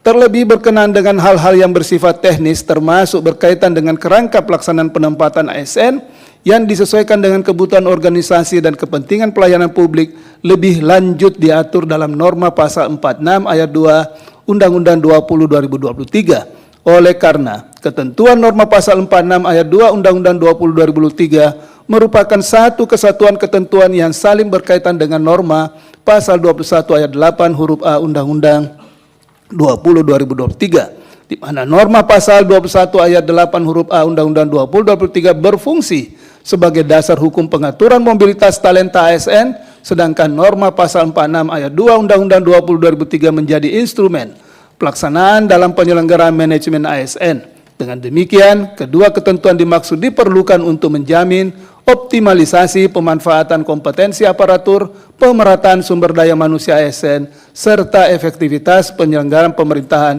di seluruh wilayah NKRI dan seterusnya dianggap diucapkan. Berdasarkan pertimbangan hukum tersebut, menurut Mahkamah, pengaturan mutasi ASN dalam norma pasal 21 ayat 8 huruf A dan pasal 46 ayat 2 Undang-Undang 20 2003 merupakan instrumen untuk menjaga keseimbangan antara kepentingan pengembangan karir ASN dengan kebutuhan organisasi pemerintahan. Terlebih, pengaturan berkenaan dengan pengembangan karir ASN tidak hanya bertujuan untuk memberikan ruang pengembangan talenta ASN, tetapi juga memastikan tersedianya aparatur yang memiliki kompetensi pada setiap wilayah dan unit pemerintahan yang membutuhkan. Lebih lanjut, berkaitan dengan dalil para pemohon, diperlukan adanya parameter mobilitas ASN yang proporsional dan berkeadilan terhadap dalil para pemohon akuo. Mahkamah tidak mendapatkan argumentasi konstitusional bahwa ketiadaan pembatasan sebagaimana yang dipersoalkan oleh para pemohon dengan alasan agar ada optimalisasi yang bisa menjadi pilihan pemerintah dalam pengembangan karir ASN, termasuk dalam hal ini berkenaan dengan jangka waktu atau mekanisme mutasi, adalah bertentangan dengan Undang-Undang Dasar RI tahun 1945. Oleh karena itu, pengaturan demikian merupakan kewenangan pembentuk undang-undang sebagai bagian dari pelaksanaan mandat konstitusional dalam membentuk kebijakan administrasi pemerintahan. Sementara itu, berkenaan dengan adanya ketidaksesuaian antara PP 11 2017 Permen PAN RB maupun ketentuan lain yang memiliki kedudukan setara atau berada di bawahnya yang kemudian menimbulkan ruang diskresi dalam menentukan batas waktu pelaksanaan mutasi atau pengembangan karir ASN, menurut Mahkamah hal tersebut pada hakikatnya bukan merupakan persoalan konstitusionalitas norma dari undang-undang yang dimohonkan pengujian dan seterusnya dianggap diucapkan. Demikian pula berkenaan dengan pengaturan mengenai mobilitas ASN termasuk batas waktu tertentu dalam pelaksanaan mutasi, menurut Mahkamah merupakan bagian dari kewenangan pembentuk undang-undang dalam merumuskan kebijakan hukum sepanjang pilihan kebijakan tersebut tidak bertentangan dengan prinsip-prinsip konstitusi. Pembentuk undang-undang memiliki ruang untuk menentukan desain manajemen ASN yang dianggap paling sesuai dengan kebutuhan penyelenggaraan pemerintahan dan seterusnya dianggap diucapkan. Di samping itu, sepanjang pilihan kebijakan pembentuk undang-undang mengenai mobilitas ASN tidak terbukti melanggar prinsip moralitas, rasionalitas, keadilan maupun prinsip non-diskriminasi, serta tidak menimbulkan persoalan kelembagaan yang menyebabkan kerugian hak konstitusional bagi para pemohon, maka hal tersebut bukan lagi menjadi kewenangan Mahkamah untuk menilai kebijakan pembentuk undang-undang dimaksud. Sementara itu, berkaitan dengan adanya pembatasan yang terlalu rigid terhadap kewenangan mutasi ASN justru berpotensi menghambat pelaksanaan sistem merit, pengembangan talenta ASN, serta pemenuhan kebutuhan organisasi pemerintahan dalam memberikan pelayanan publik yang efektif di seluruh wilayah NKRI, sebagaimana telah dipertimbangkan pada pertimbangan hukum sebelumnya. Berdasarkan uraian pertimbangan hukum tersebut di atas, dalil para pemohon berkenaan dengan norma pasal 21 ayat 8 huruf A dan norma pasal 46 ayat 2 Undang-Undang 20 2003 bertentangan dengan Undang-Undang NRI tahun 1945 dan seterusnya dianggap diucapkan adalah dalil yang tidak berdasar sehingga harus dinyatakan tidak beralasan menurut hukum. Paragraf 3.12 dan 3.13 dan seterusnya dianggap diucapkan. Konklusi dan seterusnya dianggap diucapkan berdasarkan UUD NRI tahun 1945 dan seterusnya dianggap diucapkan. Amar putusan mengadili menolak permohonan para pemohon untuk seluruhnya. Demikian diputus dalam rapat pemusatan hakim oleh 9 hakim konstitusi, yaitu nama-nama hakim dianggap diucapkan pada hari Kamis tanggal 18 bulan Juni tahun 2026 yang diucapkan dalam sidang plenum Mahkamah Konstitusi terbuka untuk umum pada hari Senin tanggal 29 bulan Juni tahun 2026 selesai diucapkan pukul 15:19 waktu Indonesia Barat oleh 9 hakim konstitusi tersebut di atas dengan dibantu oleh Indah Karmadania sebagai panitera pengganti serta dihadiri oleh para pemohon dan atau kuasanya, Dewan Perwakilan Rakyat atau yang mewakili, dan Presiden atau yang mewakili. Dilanjut pengucapan nomor 177. Putusan nomor 177 garing PU strip data 24 Romawi garing 2026. Demi keadilan berdasarkan ketuhanan Yang Maha Esa, Mahkamah Konstitusi Republik Indonesia yang mengadili permohonan pengujian undang-undang pada tingkat pertama dan terakhir, menjatuhkan putusan dalam permohonan pengujian undang-undang nomor 1 tahun 2004 tentang perbendaharaan negara terhadap Undang-Undang Dasar Negara Republik Indonesia tahun 1945 yang diajukan oleh Kusdiana, Hari Budiarto, Hairul Anwar Bratawijaya, Hari Cahyono, dan Sarwono, yang memberi kuasa kepada Victor Santoso Tandiasa dan Isam Saifuddin, selanjutnya disebut sebagai para pemohon. Membaca permohonan para pemohon dan seterusnya dianggap diucapkan, duduk perkara dan seterusnya dianggap diucapkan. Pertimbangan hukum, kewenangan Mahkamah. Mahkamah berwenang mengadili permohonan para pemohon. Kedudukan hukum, para pemohon memiliki kedudukan hukum untuk mengajukan permohonan akuo.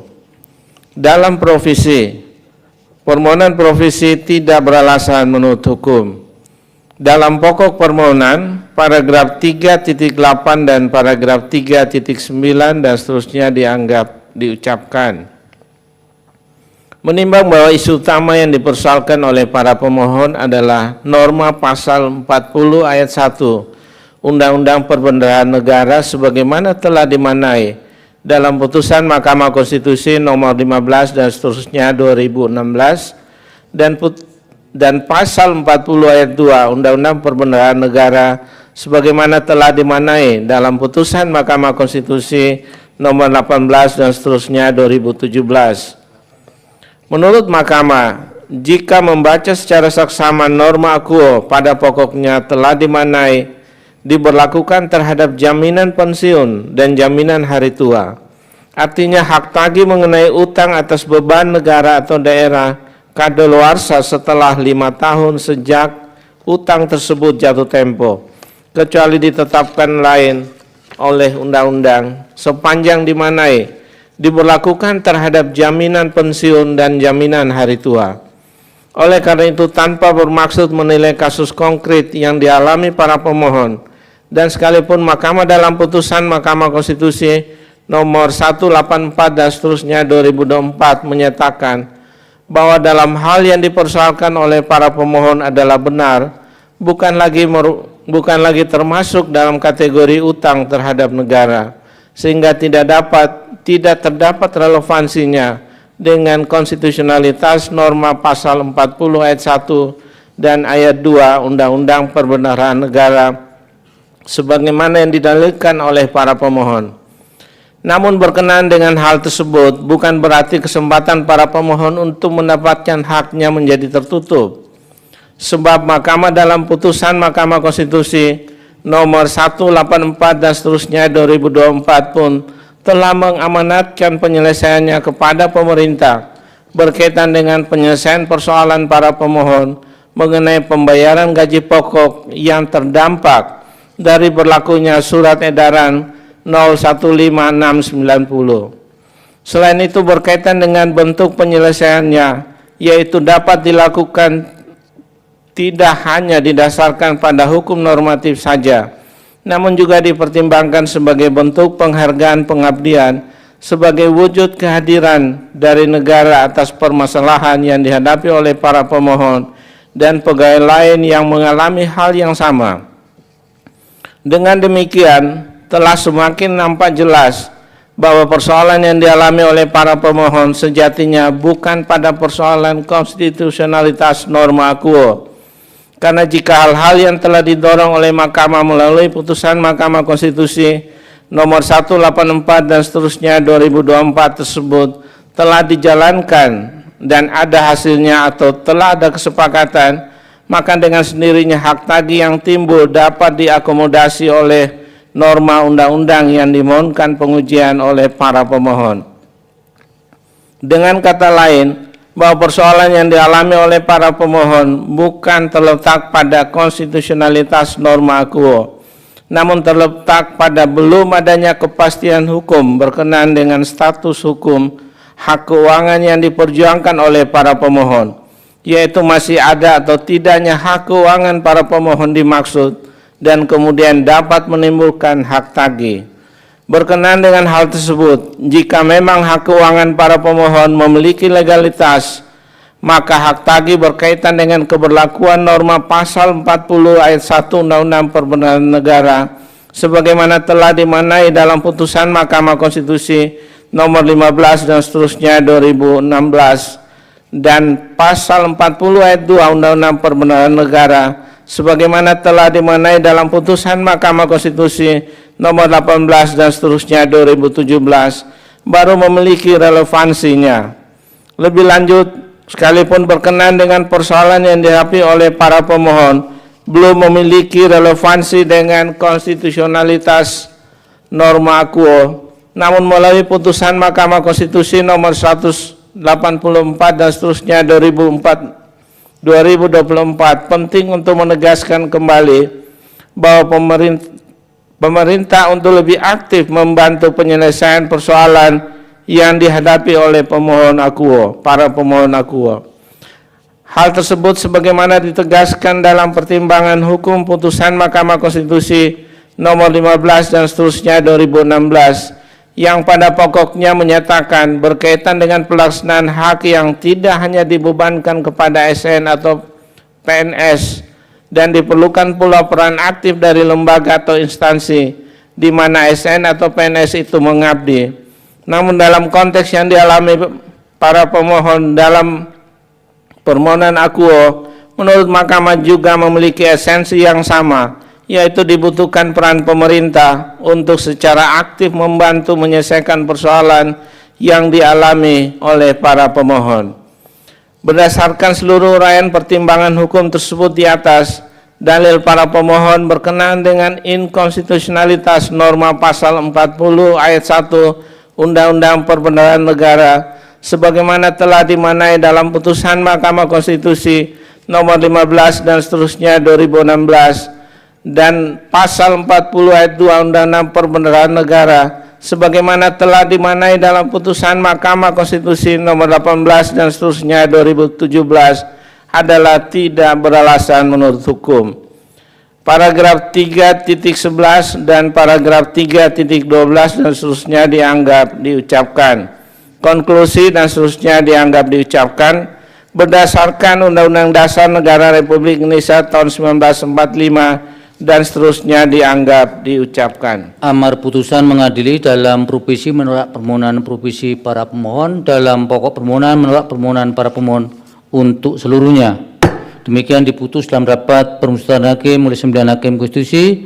Nama-nama hakim dianggap diucapkan pada hari Senin tanggal 22 bulan Juni tahun 2026 yang diucapkan oleh sidang pleno Mahkamah Konstitusi terbuka untuk umum pada hari Senin tanggal 29 bulan Juni tahun 2026 selesai diucapkan pukul 15:28 waktu Indonesia Barat oleh 9 hakim konstitusi tersebut di atas dengan dibantu oleh Dian Husnul Khotimah sebagai panitera pengganti serta dihadiri oleh para pemohon dan atau kuasanya, Dewan Perwakilan Rakyat atau yang mewakili dan Presiden atau yang mewakili.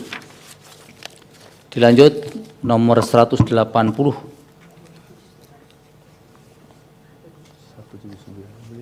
Siapa? 180? 19 ya? Oke, maaf 19. 179, iya. Silakan. Putusan nomor 179/PUU garis sambung 24 Romawi garis miring 2026 demi keadilan berdasarkan ketuhanan yang Maha Esa, Mahkamah Konstitusi Republik Indonesia yang mengadili permohonan pengujian undang-undang pada tingkat pertama dan terakhir menjatuhkan putusan dalam permohonan pengujian Undang-Undang Nomor 4 Tahun 2023 tentang pengembangan dan penguatan sektor keuangan terhadap Undang-Undang Dasar Negara Republik Indonesia tahun 1945 yang diajukan oleh Endang Samsul Arifin, selanjutnya disebut sebagai pemohon. Membaca permohonan pemohon dan seterusnya dianggap diucapkan. Duduk perkara dan seterusnya dianggap diucapkan. Pertimbangan hukum. Kewenangan Mahkamah. Mahkamah berwenang mengadili permohonan akuo. Kedudukan hukum pemohon. Pemohon memiliki kedudukan hukum untuk mengajukan permohonan akuo. Pokok permohonan. Paragraf 3.7 sampai dengan 3.9 dan seterusnya dianggap diucapkan.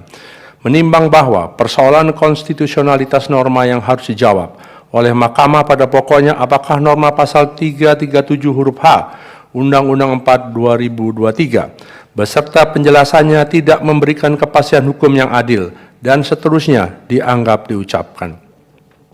Sehingga hal tersebut bertentangan dengan pasal 28D ayat 1 UUD NRI tahun 1945 apabila tidak dimaknai sebagai mana petitum pemohon dan seterusnya dianggap diucapkan. Setelah Mahkamah mencermati norma pasal 337 huruf H Undang-Undang 4 2023 yang dimohonkan pengujian, telah ternyata norma akuo merupakan bagian dari ketentuan penutup Undang-Undang 4 2023 dan seterusnya dianggap diucapkan. Dalam hal ini, norma pasal 337 Undang-Undang 4 2023 yang terdiri dari huruf A sampai dengan huruf H, di mana pada huruf H menyatakan bahwa semua istilah Majelis Ulama Indonesia yang sudah ada sebelum undang-undang ini berlaku dalam undang-undang di sektor keuangan dibaca sebagai lembaga yang memiliki kewenangan dalam penetapan fatwa di bidang syariah.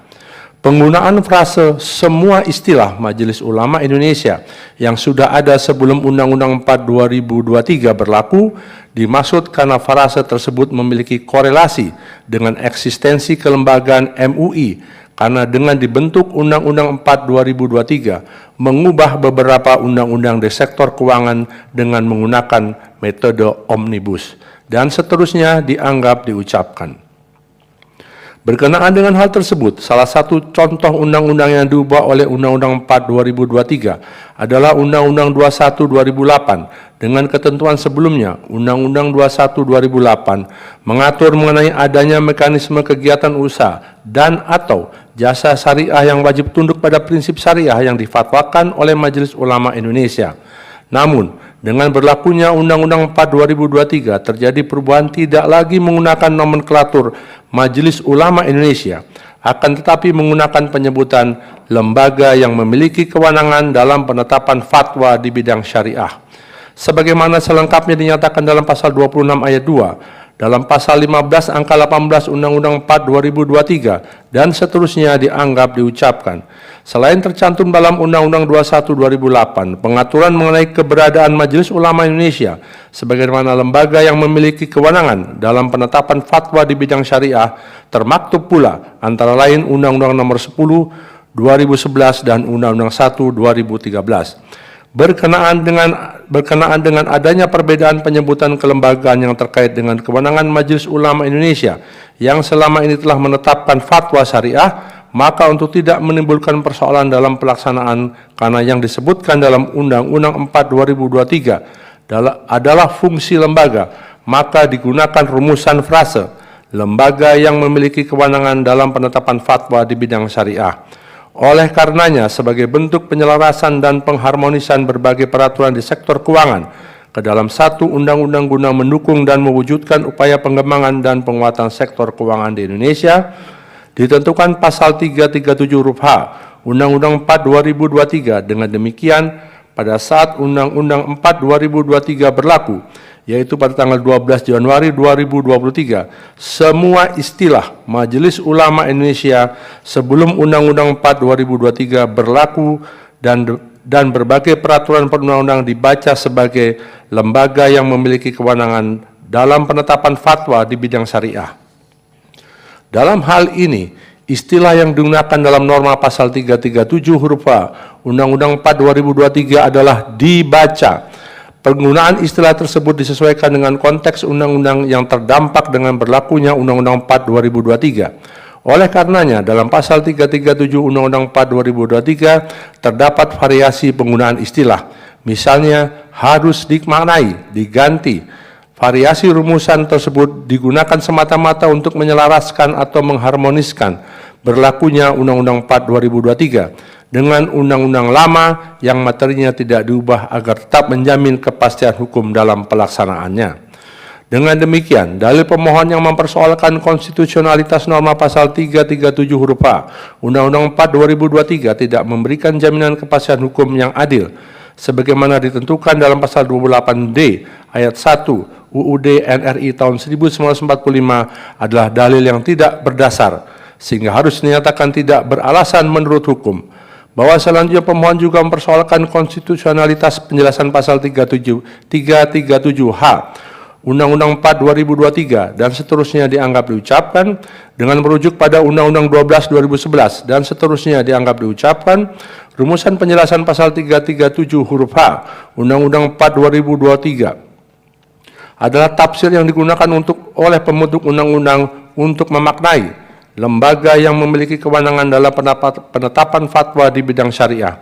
Pada pasal 337 huruf A Undang-Undang 4 2023 sebagai Majelis Ulama Indonesia, penjelasan tersebut sekaligus sebagai bentuk dari penegasan atas penyelarasan atau pengharmonisan berbagai undang-undang yang diubah dengan Undang-Undang 4 2023 dan yang tidak diubah yang selama ini telah menggunakan nomenklatur Majelis Ulama Indonesia, agar dalam penerapannya tidak menimbulkan ketidakpastian hukum sebagaimana yang dikhawatirkan pemohon. Lebih lanjut, apabila dicermati secara seksama permohonan pemohon pada pokoknya, memohon agar norma pasal 337 huruf H Undang-Undang 4 2023 dimaknai semua istilah lembaga yang memiliki kewenangan dalam penetapan fatwa di bidang syariah sebagaimana dimaksud dalam Undang-Undang 4 2023 harus dimaknai sebagai Majelis Ulama Indonesia. Namun, pemohon memohon pula untuk menyatakan penjelasan pasal 337 huruf H Undang-Undang 4 2023 bertentangan dengan Undang-Undang Dasar Negara Republik Indonesia tahun 1945 dan tidak mempunyai kekuatan hukum mengikat. Padahal, penjelasan pasal 337 huruf H Undang-Undang 4 2023 telah memberikan penjelasan ikhwal yang sesungguhnya diinginkan oleh pemohon dalam memaknai norma pasal 337 huruf H Undang-Undang 4 2023 dalam batas penalaran yang wajar. Di satu sisi, pemohon memohon agar Mahkamah memaknai istilah lembaga yang memiliki kewenangan dalam penetapan fatwa di bidang syariah sebagai Majelis Ulama Indonesia.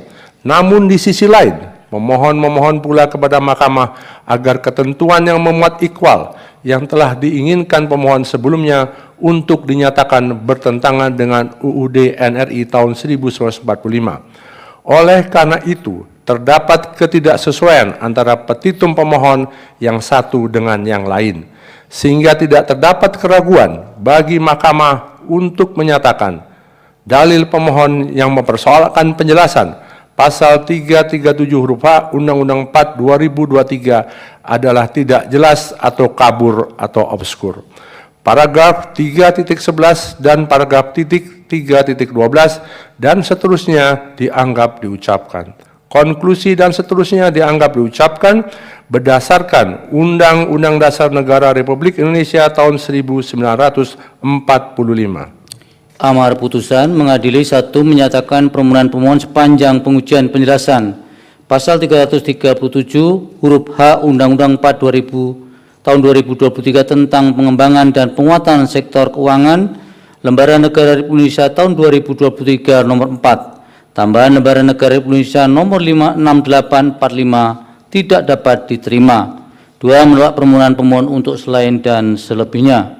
Demikian diputus dalam rapat permusyawaratan hakim oleh 9 hakim konstitusi, yaitu nama-nama hakim dianggap diucapkan pada hari Senin tanggal 22 bulan Juni tahun 2026 yang diucapkan dalam sidang plenum Mahkamah Konstitusi terbuka untuk umum pada hari Senin tanggal 29 bulan Juni tahun 2026 selesai diucapkan pukul 15:39 waktu Indonesia Barat oleh 9 hakim konstitusi tersebut di atas dengan dibantu oleh Mukhtar Hadi Saputra sebagai panitera pengganti serta dihadiri oleh Dewan Perwakilan Rakyat atau yang mewakili dan Presiden atau yang mewakili tanpa dihadiri oleh pemohon.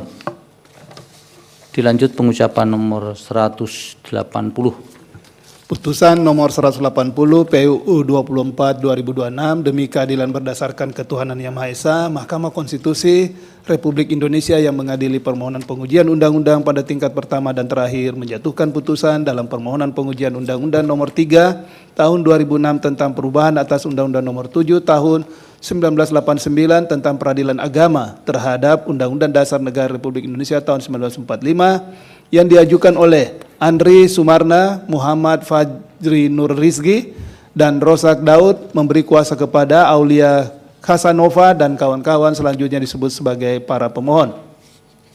Membaca permohonan para pemohon dan seterusnya dianggap diucapkan, duduk perkara dan seterusnya dianggap diucapkan. Pertimbangan hukum, kewenangan Mahkamah berwenang mengadili permohonan para pemohon, kedudukan hukum pemohon, para pemohon memiliki kedudukan hukum untuk mengajukan permohonan akuo. Pokok permohonan paragraf 3.7 sampai dengan 3.9 dan seterusnya dianggap diucapkan. Menimbang bahwa setelah membaca secara saksama dalil-dalil para pemohon beserta bukti-bukti yang diajukan, isu utama yang dipersoalkan oleh para pemohon adalah berlakunya norma pasal 52A Undang-Undang 3 2006 beserta penjelasannya yang tidak konsisten dan seterusnya dianggap diucapkan. Bahwa norma pasal 52A Undang-Undang 3 2006 merupakan norma berkaitan dengan kewenangan pengadilan agama dalam menetapkan kesaksian ruqyat hilal dalam penentuan awal bulan pada tahun Hijriah. Oleh karena itu, menurut Mahkamah, norma pasal 52A Undang-Undang 3 2006 memberikan kewenangan kepada pengadilan agama yang bersifat terbatas untuk menetapkan kesaksian rukyat hilal bukan perihal penentuan awal bulan Hijriah yang menurut dalil para pemohon telah membatasi hak konstitusional para pemohon di dalam menjalankan ajaran agama sesuai dengan keyakinan dan metode yang dianutnya.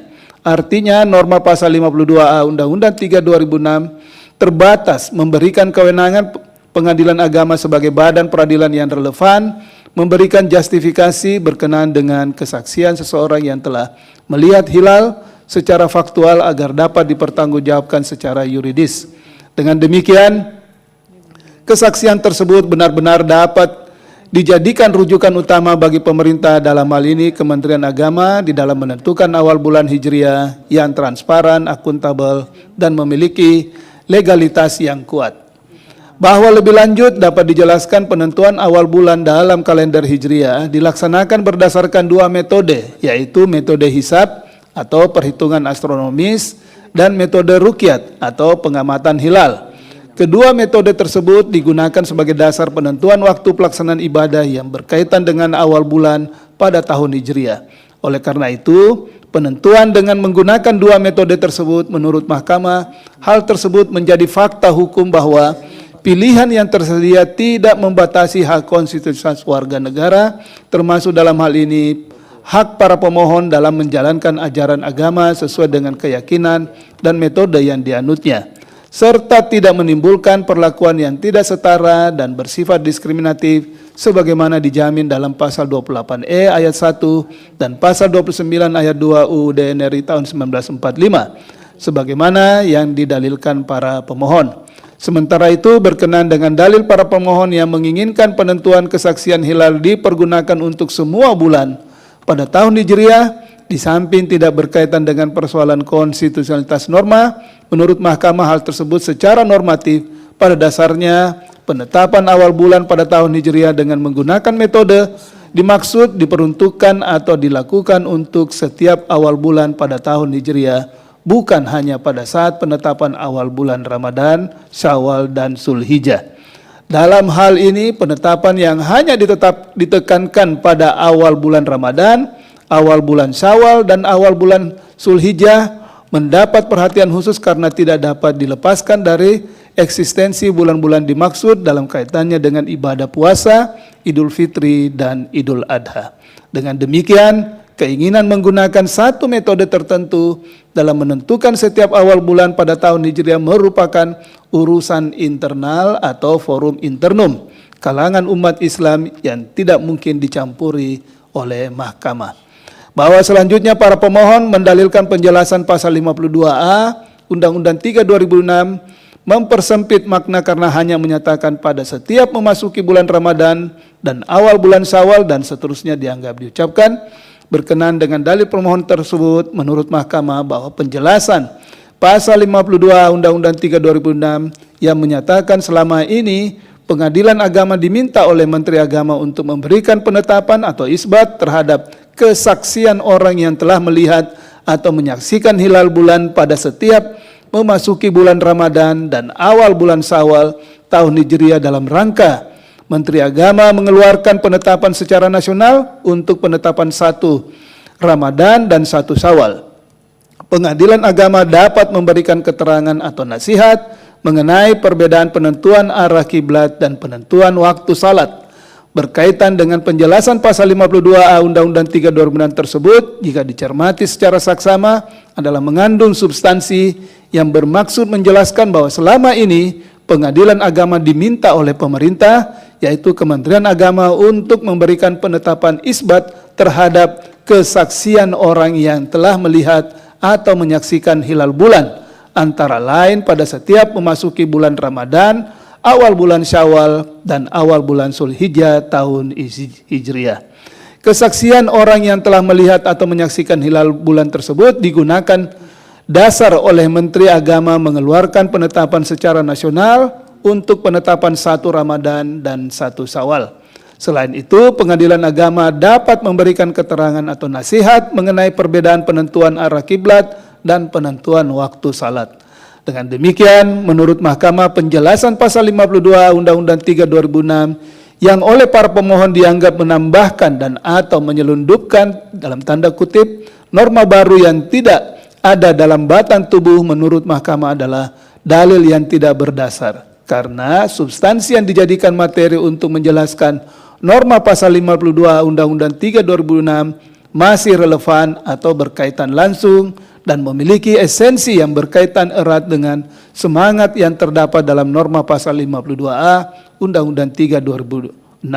Terlebih berkenaan dengan kesaksian orang yang melihat atau menyaksikan hilal dalam penentuan awal bulan pada tahun Hijriah, termasuk kesaksian penentuan awal bulan Ramadan dan awal bulan Syawal, dengan melibatkan peran pengadilan agama untuk memberikan pengesahan bahwa seseorang benar telah melihat atau menyaksikan hilal untuk kemudian ditetapkan oleh Menteri Agama. Pengesahan dilakukan agar kesaksian dimaksud memiliki kekuatan dan kepastian hukum. Sementara itu, berkenaan dengan nasihat jika terdapat perbedaan penentuan arah kiblat dan penentuan waktu salat, hal tersebut tetap harus dipahami dalam kaitannya dengan norma pasal 52 ayat 1 Undang-Undang 7 1989, yakni pada pokoknya apabila diminta pengadilan agama dapat memberikan keterangan, pertimbangan dan nasihat kepada instansi pemerintah di daerah hukumnya. Dalam hal ini menurut Mahkamah, pengadilan agama sebagai lembaga yudisial di bidang keagamaan yang bersifat independen masih relevan untuk memberikan pertimbangan dan nasihat yang berkenaan dengan hal-hal keagamaan termasuk penentuan arah kiblat dan penentuan waktu sholat. Berdasarkan uraian pertimbangan hukum tersebut di atas, dalil para pemohon berkenaan dengan norma pasal 52A Undang-Undang 3 2006 beserta penjelasannya bertentangan dengan Undang-Undang NRI tahun 1945 adalah tidak beralasan menurut hukum. Paragraf 3.11 dan 3.12 dan seterusnya dianggap diucapkan, konklusi dan seterusnya dianggap diucapkan berdasarkan UUD NRI tahun 1945 dan seterusnya dianggap diucapkan. Amar putusan mengadili menolak permohonan para pemohon untuk seluruhnya. Demikian diputus dalam rapat permusyawaratan hakim oleh 9 hakim konstitusi. Nama-nama hakim dianggap diucapkan pada hari Senin tanggal 22 bulan Juni tahun 2026 yang diucapkan dalam sidang plenum Mahkamah Konstitusi terbuka untuk umum pada hari Senin tanggal 29 bulan Juni tahun 2026 selesai diucapkan pukul 15:48 waktu Indonesia Barat oleh 9 hakim konstitusi di atas dengan dibantu oleh Ahmad Edi Subianto sebagai panitera pengganti serta dihadiri oleh para pemohon dan atau kuasanya, Dewan Perwakilan Rakyat atau yang mewakili dan Presiden atau yang mewakili. Dilanjut permohonan nomor 139 tahun 2025. Putusan nomor 139 PU 23 Romawi 2025. Demi keadilan berdasarkan ketuhanan Yang Maha Esa, Mahkamah Konstitusi Republik Indonesia yang mengadili permohonan pengujian undang-undang pada tingkat pertama dan terakhir menjatuhkan putusan dalam permohonan pengujian Undang-Undang Nomor 4 Tahun 2023 tentang pengembangan dan penguatan sektor keuangan terhadap Undang-Undang Dasar Negara Republik Indonesia tahun 1945 yang diajukan oleh Alfonsius Londoran, Nurman, Abdul Rahman, dan Munir Jaya memberi kuasa kepada Saud Pangaribuan dan kawan-kawan selanjutnya disebut sebagai para pemohon. Membaca permohonan para pemohon dan seterusnya dianggap telah diucapkan. Duduk perkara dan seterusnya dianggap telah diucapkan. Pertimbangan hukum. Kewenangan Mahkamah berwenang mengadili permohonan para pemohon. Kedudukan hukum pemohon. Para pemohon memiliki kedudukan hukum untuk mengajukan permohonan aku. Pokok permohonan. Paragraf 3.7 sampai dengan 3.12 dan seterusnya dianggap diucapkan. Menimbang bahwa persoalan konsistensi norma yang harus dijawab oleh Mahkamah adalah apakah norma pasal 161 ayat 2 dan pasal 164 ayat 2 Undang-Undang 4 2023 yang tidak memberikan pembayaran manfaat pensiun sekaligus dan seterusnya dianggap diucapkan bertentangan dengan pasal 27 ayat 2, pasal 8D ayat 1 dan pasal 8D ayat 2 UUD NRI 1945 apabila tidak dimaknai sebagaimana petitum para pemohon dan seterusnya dianggap diucapkan. Bahwa terkait dengan dalil para pemohon yang mempersoalkan kepesertaan yang bersifat sukarela dan program dana pensiun penting bagi Mahkamah menegaskan terlebih dahulu bahwa sebelum dibentuk Sistem Jaminan Sosial Nasional atau SJSN, pengaturan mengenai jaminan pensiun termasuk dana pensiun Indonesia belum memiliki kejelasan arah pengaturan dalam rangka memberikan jaminan perlindungan hak, di antaranya hak atas penghidupan yang layak dan hak untuk mendapatkan imbalan dan perlakuan yang adil dan layak dalam hubungan kerja sebagaimana dijamin dalam pasal 27 ayat 2 dan pasal 28 ayat 2 UUD NRI 1945. Dalam konteks tersebut, hanya pegawai negeri yang baru memperoleh kejelasan pengaturan hak pensiun, sedangkan pekerja buruh swasta tidak mendapatkan perlindungan yang serupa. Kondisi ini yang pada akhirnya menimbulkan perlakuan yang berbeda dalam sistem jaminan sosial. Oleh karena itu, dengan diberlakukan Undang-Undang 40 2004 yang telah diubah dengan Undang-Undang 6 2023, ditentukan adanya program pensiun yang bersifat wajib atau mandatori dan seterusnya dianggap diucapkan. Sementara itu, kepesertaan pekerja dalam satu dana pensiun, baik itu dana pensiun pemberi kerja DPPK dan maupun dana pensiun lembaga keuangan DPLK, bukan merupakan suatu kewajiban. Hal tersebut sebagaimana ditegaskan dalam norma pasal 145 ayat 1 Undang-Undang 4 2023 dan seterusnya dianggap diucapkan. Bahkan dalam pasal 145 ayat 2 Undang-Undang 4 2023 juga ditegaskan bahwa karyawan berhak untuk tidak menjadi peserta apabila DPPK menetapkan adanya iuran peserta. Dengan demikian tidak dapat satupun ketentuan dalam Undang-Undang 4 2023 yang membatasi pendanaan manfaat pensiun para pemohon harus melalui dana pensiun. Kepesertaan dalam program dana pensiun bertujuan untuk menjaga kesinambungan penghasilan di masa pensiun ketika pekerja telah memasuki usia pensiun sejalan dengan maksud pasal 133 Undang-Undang 4 2023. Apabila ketentuan tersebut diabaikan dan manfaat pensiun dapat diambil sekaligus, maka tujuan utama adanya dana pensiun tidak dapat tercapai. Berkenaan dengan hal ini telah ditegaskan dalam putusan Mahkamah Konstitusi nomor 152 dan seterusnya 2024 dan seterusnya dianggap dibacakan.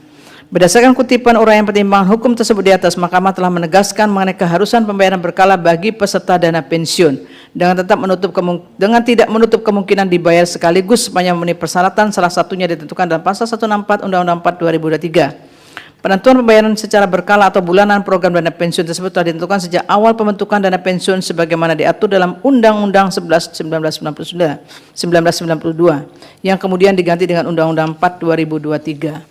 Dengan ketentuan berkala demikian, maka memungkinkan terbentuknya akumulasi dana yang dibutuhkan untuk memelihara kesinambungan penghasilan peserta program pada hari tua serta menambah manfaat pensiun ya, sehingga tujuan utama adanya dana pensiun dapat tercapai. Bahwa setelah Mahkamah mencermati sama keinginan para pemohon agar pembayaran manfaat pensiun dalam program dana pensiun diberikan sekaligus setelah di PHK karena mencapai usia pensiun, sesungguhnya hal tersebut bermuara pada adanya ketidakjelasan kepesertaan para pemohon dalam program dana pensiun yang bersifat sukarela dalam kaitan dengan hak para pemohon atas pembayaran uang pesangon dan atau uang penghargaan masa kerja yang seharusnya diterima pekerja atau buruh setelah berakhir masa kerjanya. Terkait dengan hal yang diinginkan para pemohon tersebut semula telah ditentukan dalam pasal 167 Undang-Undang 13 2003 dan seterusnya dianggap diucapkan. Ketentuan pasal 167 Undang-Undang 13 2003 tersebut telah menentukan kapan uang pesangon dan atau uang penghargaan masa kerja bagi pekerja buruh dapat dibayarkan penuh dan sekaligus dikaitkan dengan keikutsertaan pekerja buruh pada program dana pensiun serta pembayaran iuran dana pensiun. Pekerja buruh tidak berhak mendapatkan uang pesangon dan uang penghargaan masa kerja apabila pengusaha telah mengikutkan pekerja buruh pada program pensiun pada dana pensiun yang iurannya dibayar penuh oleh pengusaha. Sebaliknya, apabila pengusaha tidak mengikutsertakan pekerja buruh yang mengalami PHK karena usia pensiun pada program pensiun dana pensiun, maka pengusaha wajib memberikan kepada pekerja buruh uang pesangon, uang penghargaan masa kerja, dan uang penggantian hak dengan jumlah yang telah ditentukan. Uang tersebut sebagai hak buruh yang diterima sekaligus pada saat berakhirnya masa kerja. Ihwal uang pesangon, uang penghargaan masa kerja, dan uang penggantian hak yang dipersoalkan para pemohon tersebut dianggap tidak termasuk komponen manfaat pensiun tetapi sebagai hak pekerja buruh sehingga harus dibayar sekaligus. Berkaitan dengan hal tersebut di atas, dengan berlakunya Undang-Undang 11 2020, keberlakuan pasal 167 Undang-Undang 13 2003 telah dihapus bersama dengan penghapusan sejumlah pasal dalam Undang-Undang 13 2003. Selanjutnya, berdasarkan putusan Mahkamah Konstitusi nomor 91 tahun 2020, Mahkamah mengabulkan sebagian permohonan pengujian formil dan menyatakan Undang-Undang 11 2020 inkonstitusional secara bersyarat. Namun demikian, dalam perkembangannya Undang-Undang Cipta Kerja dibentuk kembali melalui Undang-Undang 6 2023 yang telah ternyata substansi pengaturan klaster ketenaga kerjaan tetap sama, sehingga keberlakuan pasal 167 Undang-Undang 13 2003 juga tetap sama, yaitu dihapus. Namun demikian, dengan berlakunya Undang-Undang 6 2023 sampai saat ini peraturan pelaksana yang digunakan untuk mengatur klaster ketenaga kerjaan masih menggunakan PP 35 2021 sebagai peraturan pelaksanaan dari Undang-Undang 11 2020 dan seterusnya dianggap diucapkan. Substansi pasal 58 PP 35 2021 tersebut pada prinsipnya merupakan esensi dari pasal 167 Undang-Undang 13 2003 yang telah dihapus. Namun demikian, pengusaha yang mengikut sertakan pekerja buruh dalam program pensiun sesuai dengan ketentuan Undang-Undang Dana Pensiun Inkasu Undang-Undang 4 2023, maka iuran yang dibayar oleh pengusaha dapat diperhitungkan sebagai bagian dari pemenuhan kewajiban pengusaha atas uang pesangon dan uang penghargaan masa kerja serta uang pisah akibat PHK karena berakhirnya masa kerja. Apabila nilai iuran pensiun dari pengusaha melebihi kewajiban pesangon, uang penghargaan masa kerja dan uang pisah, maka selisihnya tetap menjadi hak pekerja atau buruh sebagai peserta program pensiun. Namun kewajiban pembayaran sekaligus hanya berlaku terhadap komponen pesangon, uang penghargaan masa kerja dan uang pisah. Berkenaan dengan kewajiban pengusaha membayar uang pesangon dan atau uang penghargaan masa kerja dan uang penggantian hak bagi pekerja buruh telah ditentukan dalam pasal 156 dalam pasal 81 angka 47 lampiran Undang-Undang 6 2023 dan seterusnya dianggap diucapkan. Berdasarkan tentuan tersebut di atas, uang pesangon dan atau uang penghargaan masa kerja dan uang penggantian hak tetap merupakan komponen wajib yang harus dibayar pengusaha apabila pekerja buruh di PHK. Sementara itu, salah satu sebab PHK dimaksud adalah karena berakhirnya masa kerjanya atau pensiun. Bahkan dalam kaitan ini, jika ketentuan mengenai kewajiban pengusaha membayar uang pesangon dan atau uang penghargaan masa kerja dan uang penggantian hak yang seharusnya diterima tersebut dilanggar, telah pula ditentukan sanksinya dan seterusnya dianggap diucapkan. Terlebih dalam pasal 157 ayat 1 dalam pasal 81 angka 88 lampiran Undang-Undang 6 2023 juga menegaskan bahwa komponen upah yang digunakan sebagai dasar dalam perhitungan uang pesangon dan uang penghargaan masa kerja terdiri atas upah pokok dan tunjangan tetap yang diberikan kepada pekerja buruh dan keluarganya. Artinya baik uang pesangon maupun uang penghargaan masa kerja pada prinsipnya bersumber dari hak pekerja buruh yang nanti akan kembali kepada pekerja buruh setelah berakhirnya masa kerjanya. Bahwa berkenaan dengan hal tersebut di atas, persoalan kemudian muncul adalah bagaimana halnya jika pekerja buruh diikut sertakan dalam program pensiun berdasarkan Undang-Undang 4 2023 atau Undang-Undang sebelumnya yaitu Undang-Undang 11 1992. Apakah iuran yang dibayar oleh pengusaha dapat diperhitungkan sebagai bagian dari pemenuhan kewajiban pengusaha atas uang pesangon dan uang penghargaan masa kerja serta uang pisah? Terkait dengan persoalan di atas, sebagaimana telah dipetegaskan di atas bahwa uang pesangon dan uang penghargaan masa kerja dan uang penggantian hak merupakan hak pekerja buruh. Oleh karena itu, menurut Mahkamah, hak tersebut harus tetap dipenuhi dan dibayarkan sekaligus. Pembayaran secara sekaligus uang pesangon, uang penghargaan masa kerja termasuk uang pisah merupakan bentuk pemenuhan hak pekerja buruh yang dijamin oleh Undang-Undang Inkasu pasal 156 dalam pasal 81 angka 47 lampiran Undang-Undang 6 2023. Sebagaimana hal tersebut dijamin dalam pasal 8D ayat 1 dan ayat 2 Undang-Undang UDN tahun 1945. Agar memberikan jaminan kepastian hukum yang adil dan perlakuan yang adil dan layak dalam hubungan kerja. Oleh karena itu, untuk membangun hubungan kerja yang harmonis antara pengusaha dengan pekerja buruh agar dapat diwujudkan tujuan pembangunan ketenagakerjaan, di antaranya untuk memberikan perlindungan bagi tenaga kerja atau meningkatkan kesehatan tenaga kerja dan keluarganya, maka menurut Mahkamah, uang pesangon dan atau uang penghargaan masa kerja dan uang penggantian hak yang merupakan hak pekerja buruh yang di PHK karena berakhir masa kerjanya atau pensiun wajib dibayar sekaligus dengan memperhitungkan iuran peserta baik yang telah dibayar penuh oleh pengusaha atau dibayar oleh pengusaha dan pekerja buruh pada program pensiun berdasarkan undang-undang yang berkenaan dengan dana pensiun. Sebab manfaat pensiun dalam program dana pensiun tersebut merupakan program dengan sifat kepesertaan sukarela yang memberikan manfaat tambahan bagi pekerja yang menjadi peserta dana pensiun berdasarkan Undang-Undang 4 2023 ketika mencapai usia pensiun. Sedangkan manfaat pensiun yang wajib dibayarkan kepada pekerja adalah uang pesangon, uang penghargaan dan uang penggantian hak. Oleh karena itu kedua manfaat yang diterima pekerja buruh tersebut tidak dapat saling menggantikan satu sama lain. Berkenaan dengan hal tersebut di atas, penting bagi Mahkamah menegaskan pertimbangan hukum putusan Mahkamah Konstitusi nomor 168 dan seterusnya 2023 dan seterusnya dianggap diucapkan. Selanjutnya dalam putusan Mahkamah Konstitusi nomor 167 dan seterusnya 2026 berdasarkan kutipan keuraian pertimbangan hukum tersebut di atas tanpa bermaksud menunda keberlakuan putusan aku, menurut Mahkamah, oleh karena berkaitan dengan klaster ketenagakerjaan telah didorong oleh Mahkamah agar dikeluarkan dari klaster ketenagakerjaan yang terdapat dalam Undang-Undang 6 2023 atau Undang-Undang Cipta Kerja, maka melalui putusan ini Mahkamah menegaskan agar berkaitan dengan substansi pengaturan dana pensiun yang telah menjadi pendirian Mahkamah aku dimasukkan menjadi bagian dari klaster ketenagakerjaan hasil pemisahan dimaksud. Oleh karena itu, dalam kaitan dengan pembentukan Undang-Undang Ketenagakerjaan terpisah dari klaster ketenagakerjaan dalam Undang-Undang 6 2023 yang substansinya terkait dengan program pensiun bagi pekerja buruh, penting untuk dilakukan pengharmonisasian dengan Undang-Undang Dana Pensiun maupun program pensiun wajib yang merupakan bagian dari pengaturan dalam sistem jaminan sosial nasional. Demikian halnya berkaitan dengan ketentuan mengenai harmonisasi seluruh program pensiun tersebut yang kemudian diamanatkan untuk diatur dalam peraturan pemerintah setelah mendapat persetujuan Dewan Perwakilan Rakyat yang harus tetap memberi jaminan hak pekerja untuk mendapatkan uang pesangon, uang penghargaan, dan uang penggantian hak sebagai haknya selama bekerja. Berdasarkan uraian pertimbangan hukum tersebut di atas, dalil para pemohon berkenaan dengan pasal 161 ayat 2 dan pasal 164 ayat 2 Undang-Undang 4 2023 yang keberlakuannya berdampak bagi para pemohon tidak mendapatkan uang pesangon, uang penghargaan masa kerja, dan uang penggantian hak sebagai hak pekerja buruh karena kepesertaan dalam program pensiun yang bersifat sukarela dan memberikan manfaat tambahan adalah dalil yang berdasar sehingga norma pasal 161 ayat 2 Undang-Undang 4 2023 harus dinyatakan bertentangan dengan UUD NRI 1945 dan tidak mempunyai kekuatan hukum mengikat secara bersyarat sepanjang tidak dimaknai pembayaran manfaat pensiun yang kepesertaannya bersifat sukarela bagi peserta, janda, duda, atau anak yang terbentuk dari uang pesangon dan atau uang penghargaan masa kerja dan uang penggantian hak dibayarkan secara sekaligus atau berkala sesuai dengan kehendak peserta, janda, duda, atau anak dengan memperhatikan peraturan perundang-undangan khususnya undang-undang yang mengatur dana pensiun. Sementara itu berkenaan dengan norma pasal 164 ayat 2 Undang-Undang 4 2023 harus dinyatakan bertentangan dengan UUD NRI 1945 dan tidak mempunyai kekuatan hukum mengikat secara bersyarat sepanjang tidak dimaknai.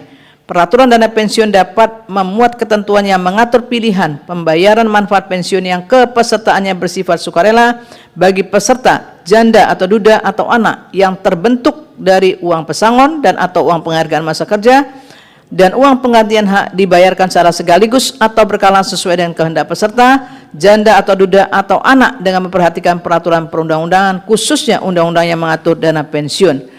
Namun oleh karena pemanaan yang dilakukan Mahkamah berkaitan dengan norma pasal 161 ayat 2 dan pasal 164 ayat 2 Undang-Undang 4 2023 bukan sebagaimana yang dimohonkan oleh para pemohon, maka permohonan para pemohon adalah beralasan menurut hukum untuk sebagian. Menimbang bahwa berkaitan dengan pendirian Mahkamah sebagaimana tersebut di atas, di mana Mahkamah dalam permohonan aku telah memiliki pendirian yang pada hakikatnya berbeda dengan pendirian Mahkamah sebelumnya, yang menyebabkan Mahkamah bergeser pendirian karena dalam permohonan aku terdapat alasan yang berbeda dibandingkan dengan permohonan norma nomor 152 PU 22 Romawi 2024 dan permohonan nomor 61 PU 23 Romawi 2025. Berkenaan dengan hal tersebut, Mahkamah menegaskan bahwa sekalipun norma undang-undang yang dimohonkan pengujian dalam permohonan sebelumnya sama dengan permohonan aku, namun berkaitan dengan hal tersebut dalam permohonan aku terdapat alasan yang berbeda dengan alasan permohonan sebelumnya, yaitu para pemohon memohon agar Mahkamah memberikan penilaian kualitas norma dengan memberi pilihan, yaitu ihwal uang pesangon yang dapat diambil sekaligus atau secara berkala dan ihwal yang tidak dimohonkan atau ditemukan dalam permohonan sebelumnya. Oleh karena itu terhadap permohonan aku, Mahkamah berpendirian sebagaimana selengkapnya dalam pertimbangan hukum putusan permohonan aku. Paragraf 3.15 dan paragraf 3.16 dan seterusnya dianggap diucapkan. Konklusi dan seterusnya dianggap diucapkan berdasarkan UUD NRI 1945 dan seterusnya dianggap diucapkan. Amar putusan mengadili 1. Mengabulkan permohonan para pemohon untuk sebagian. 2. Menyatakan norma pasal 161 ayat 2 Undang-Undang Nomor 4 Tahun 2023 tentang pengembangan dan penguatan sektor keuangan Lembaran Negara Republik Indonesia tahun 2023 nomor 4, tambahan Lembaran Negara Republik Indonesia nomor 6845 yang menyatakan pembayaran manfaat pensiun bagi peserta, janda, duda, atau anak harus dilakukan secara berkala, bertentangan dengan Undang-Undang Dasar Negara Republik Indonesia tahun 1945 dan tidak mempunyai kekuatan hukum mengikat secara bersyarat sepanjang tidak dimaknai pembayaran manfaat pensiun yang kepesertaannya bersifat sukarela bagi peserta, janda atau duda atau anak yang terbentuk dari uang pesangon dan atau uang penghargaan masa kerja dan uang penggantian hak dibayarkan secara sekaligus atau berkala sesuai dengan kehendak peserta, janda atau duda atau anak dengan memperhatikan peraturan perundang-undangan khususnya undang-undang yang mengatur dana pensiun.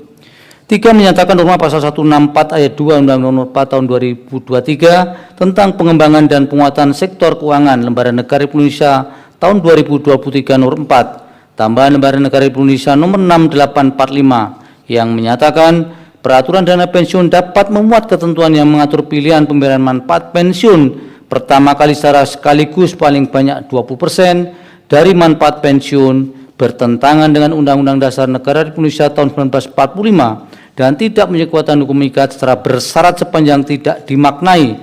Peraturan dana pensiun dapat memuat ketentuan yang mengatur pilihan pembayaran manfaat pensiun yang kepesertaannya bersifat sukarela bagi peserta, janda atau duda atau anak yang terbentuk dari uang pesangon dan atau uang penghargaan masa kerja dan uang penggantian hak dibayarkan secara sekaligus atau berkala sesuai dengan kehendak peserta, janda atau duda atau anak dengan memperhatikan peraturan perundang-undangan khususnya undang-undang yang mengatur dana pensiun. 4. Memerintahkan pemuatan putusan ini dalam berita negara Republik Indonesia sebagaimana mestinya. 4. Menolak permohonan para pemohon untuk selain dan selebihnya. Demikian diputus dalam rapat permusyawaratan hakim oleh 9 hakim konstitusi, yaitu nama-nama hakim dianggap diucapkan pada hari Kamis tanggal 30 bulan April tahun 2026 yang diucapkan dalam sidang plenum Mahkamah Konstitusi terbuka untuk umum pada hari Senin tanggal 29 bulan Juni tahun 2026 selesai diucapkan pukul 16.06 waktu Indonesia Barat oleh 9 hakim konstitusi tersebut di atas dengan dibantu oleh Ahmad Edi Subianto, Agus Newan Etra, dan Sukri Asari sebagai panitera pengganti dengan dihadiri oleh para pemohon dan atau kuasanya, Dewan Perwakilan atau yang mewakili, dan Presiden atau yang mewakili. Terakhir nomor 164 tahun 2025. Putusan nomor 164 PU 23 Romawi 2025. Demi keadilan berdasarkan ketuhanan Maha Esa, Mahkamah Konstitusi Republik Indonesia yang mengadili permohonan pengujian, ditambahkan yang mengadili permohonan pengujian undang-undang pada tingkat pertama dan terakhir menjatuhkan putusan dalam permohonan pengujian undang-undang nomor 4 tahun 2023 tentang pengembangan dan penguatan sektor keuangan terhadap Undang-Undang Dasar Negara Republik Indonesia tahun 1945 yang diajukan oleh Lukas Saleo, Warjito, Hairudin Falah, Ahmad Yani, Nicholas Pamula Lambe, Ismet Akuba, Arfan Rashid, dan Imam Budiono memberi kuasa kepada Mustia dan kawan-kawan selanjutnya disebut sebagai para pemohon. Membaca permohonan para pemohon dan seterusnya dianggap diucapkan, duduk perkara dan seterusnya dianggap diucapkan, pertimbangan hukum. Kewenangan Mahkamah berwenang mengadili permohonan akuo, kedudukan hukum para pemohon memiliki kedudukan hukum untuk mengajukan permohonan akuo. Pokok permohonan paragraf 3.7 sampai dengan 3.12 dan seterusnya dianggap diucapkan. Menimbang bahwa persoalan kualitas norma yang harus dijawab Mahkamah adalah apakah norma pasal 161 ayat 2, pasal 164 ayat 1 huruf D dan pasal 164 ayat 2 Undang-Undang 4 2023 yang tidak menentukan pembayaran pilihan program dana pensiun pelengkap atau komplement yang kepesertaannya bersifat sukarela bertentangan dengan pasal 28H ayat 4, pasal 8C ayat 1 dan pasal 27 ayat 2 UUD NRI 1945 apabila tidak dimaknai sebagaimana petitum para pemohon dan seterusnya dianggap diucapkan. Terhadap dalil para pemohon akuo, masalah Mahkamah mencermati secara seksama pada pokoknya mempersoalkan pesertaan secara sukarela atau bersifat pelengkap dalam program dana pensiun yang tidak memiliki pilihan lain atas pembayaran uang pensiun dimaksud dilakukan secara berkala atau sekaligus. Berkenaan dengan hal ini, Mahkamah telah menjatuhkan putusan dalam putusan Mahkamah Konstitusi nomor 139 PU 23 Romawi 2025 yang diucapkan sebelumnya dan seterusnya dianggap diucapkan. Berdasarkan kutipan amar putusan tersebut di atas, oleh karena norma pasal 161 ayat 2 dan pasal 164 ayat 2 Undang-Undang 4 2023 telah dinyatakan bertentangan dengan UUD NRI tahun 1945 dan tidak memiliki kekuatan hukum mengikat sebagaimana amar putusan Mahkamah Konstitusi nomor 139 PU 23 Romawi 2025 tersebut di atas. Oleh karena terhadap norma yang dimohonkan pengujian oleh para pemohon akuo telah dilakukan pemaknaan oleh Mahkamah sebagaimana tersebut di atas, maka norma yang dimohonkan pengujian dengan sendirinya keberadaannya telah tidak lagi sebagaimana norma pasal 161 ayat 2 dan pasal 164 ayat 2 Undang-Undang 4 2003 pada saat diajukan permohonan oleh para pemohon. Dengan demikian, Mahkamah berpendapat permohonan para pemohon telah kehilangan objek. Menimbang bahwa terkait dengan dalil permohonan berkenaan dengan norma pasal 164 ayat 1 huruf D Undang-Undang 4 2023 dan seterusnya dianggap diucapkan. Setelah Mahkamah mencermati secara seksama, telah ternyata dalil para pemohon yang mempersoalkan konsistensi norma pasal 164 ayat 1 huruf D Undang-Undang 4 2023 pada prinsipnya masih bermuara pada persoalan yang sama, yakni menghendaki agar manfaat pensiun untuk kepesertaan program pensiun yang bersifat sukarela memberikan pilihan pembayarannya baik yang diatur dalam Undang-Undang 4 2023 maupun peraturan otoritas jasa keuangan. Tidak hanya dilakukan secara berkala namun juga dapat secara sekaligus. Berkenaan dengan persoalan dimaksud sebagaimana telah dipertimbangkan dalam paragraf 3.14 di atas, maka dengan telah dinyatakan norma pasal 161 ayat 2 dan pasal 164 ayat 2 Undang-Undang 4 2023 bertentangan dengan UUD NRI 1945 dan tidak mempunyai kekuatan hukum mengikat secara bersalah sebagaimana termaktub dalam amar putusan Mahkamah Konstitusi nomor 139 PU 23 Romawi 2025 sebagai konsekuensi yuridisnya berkenaan dengan norma pasal 164 ayat 1 huruf D Undang-Undang 4 2003 harus dinyatakan turut terdampak dengan adanya putusan mahkamah dimaksud. Sebab dengan adanya pengecualian yang dimaksudkan dalam putusan tersebut, maka dengan sendirinya keberlakuan norma pasal 164 ayat 1 huruf D Undang-Undang 4 2023 juga harus dikecualikan untuk sepanjang pembayaran manfaat pensiun yang kepesertaannya bersifat sukarela bagi peserta, janda atau duda atau anak yang terbentuk dari uang pesangon dan atau uang penghargaan masa kerja dan uang penggantian hak dibayarkan secara berkala atau secara sekaligus atau berkala sesuai dengan kehendak peserta, janda atau duda atau anak dengan memperhatikan peraturan undang-undangan khususnya undang-undang yang mengatur dana pensiun. Oleh karena itu terhadap norma pasal 164 ayat 1 huruf D Undang-Undang 4 2003 harus dinyatakan bertentangan dengan UUD NRI tahun 1945 dan tidak mempunyai kekuatan hukum mengikat secara bersyarat sepanjang tidak dimaknai dikecualikan untuk pembayaran manfaat pensiun yang kepesertaannya bersifat sukarela yang terbentuk dari uang pesangon dan atau uang penghargaan masa kerja dan uang penggantian hak dibayarkan secara sekaligus atau berkala. Pemanaan demikian dilakukan oleh Mahkamah guna menjaga konsistensi dan sinkronisasi dengan putusan Mahkamah Konstitusi nomor 139 PU 23 Romawi 2025. Dengan demikian dalil para pemohon berkenaan dengan norma pasal 164 ayat 1 huruf D Undang-Undang 4 2023 bertentangan dengan UUD NRI 1945 adalah dalil yang berdasar. Namun oleh karena pemahaman Mahkamah tidak sebagaimana yang dimohonkan oleh para pemohon, maka dalil akuo beralasan menurut hukum untuk sebagian. Paragraf 3.11 dan 3.11 dan seterusnya dianggap diucapkan. Konklusi dan seterusnya dianggap diucapkan berdasarkan Undang-Undang Dasar Negara Republik Indonesia tahun 1945 dan seterusnya dianggap diucapkan. Amar putusan mengadili 1. Mengabulkan permohonan para pemohon untuk sebagian. 2. Menyatakan norma pasal 164 ayat 1 huruf D Undang-Undang Nomor 4 Tahun 2023 tentang pengembangan dan penguatan sektor keuangan Lembaga Negara Republik Indonesia tahun 2023 nomor 4 tambahan Lembaga Negara Republik Indonesia nomor 6845 bertentangan dengan Undang-Undang Dasar Negara Republik Indonesia tahun 1945 dan tidak memiliki kekuatan mengikat secara bersyarat sepanjang tidak dimaknai dikecualikan untuk pembayaran manfaat pensiun yang kepesertaannya bersifat sukarela yang terbentuk dari uang pesangon dan atau uang penghargaan masa kerja dan uang penggantian hak dibayarkan secara sekaligus atau berkala. 3. Memerintahkan pemuatan putusan akuo dalam berita negara Republik Indonesia sebagaimana mestinya. 4. Menyatakan pengujian norma pasal 161 ayat 2 dan pasal 164 ayat 2 Undang-Undang Nomor 4 Tahun 2023 tentang pengembangan dan penguatan sektor keuangan Lembaga Negara Republik Indonesia tahun 2023 nomor 4 tambahan Lembaga Negara Republik Indonesia nomor 6845 tidak dapat diterima. 5. Menolak permohonan pemohon untuk selain dan selebihnya. Demikian diputus dalam rapat permusyawaratan hakim oleh 9 hakim konstitusi yang nama-nama hakim dianggap diucapkan pada hari Kamis tanggal 30 bulan April tahun 2026 yang diucapkan dalam sidang plenum Mahkamah Konstitusi terbuka untuk umum pada hari Senin tanggal 29 bulan Juni tahun 2026 selesai diucapkan pukul 16:13 waktu Indonesia Barat oleh 9 hakim konstitusi tersebut di atas dengan dibantu oleh Agus Niwan Etra, Ahmad Edi Subianto dan Sukri Asari sebagai panitera pengganti serta dihadiri oleh Dewan Perwakilan Rakyat atau yang mewakili dan Presiden atau yang mewakili tanpa dihadiri oleh para pemohon dan atau kuasanya. Demikian para pemohon, kemudian DPR dan kuasa Presiden serta pihak terkait jika ada pengucapan ketetapan dan putusan oleh Mahkamah.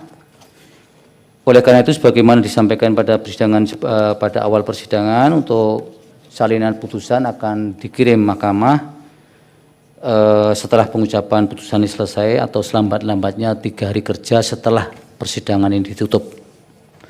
Terima kasih untuk semua pihak atas persidangan siang sore hari ini.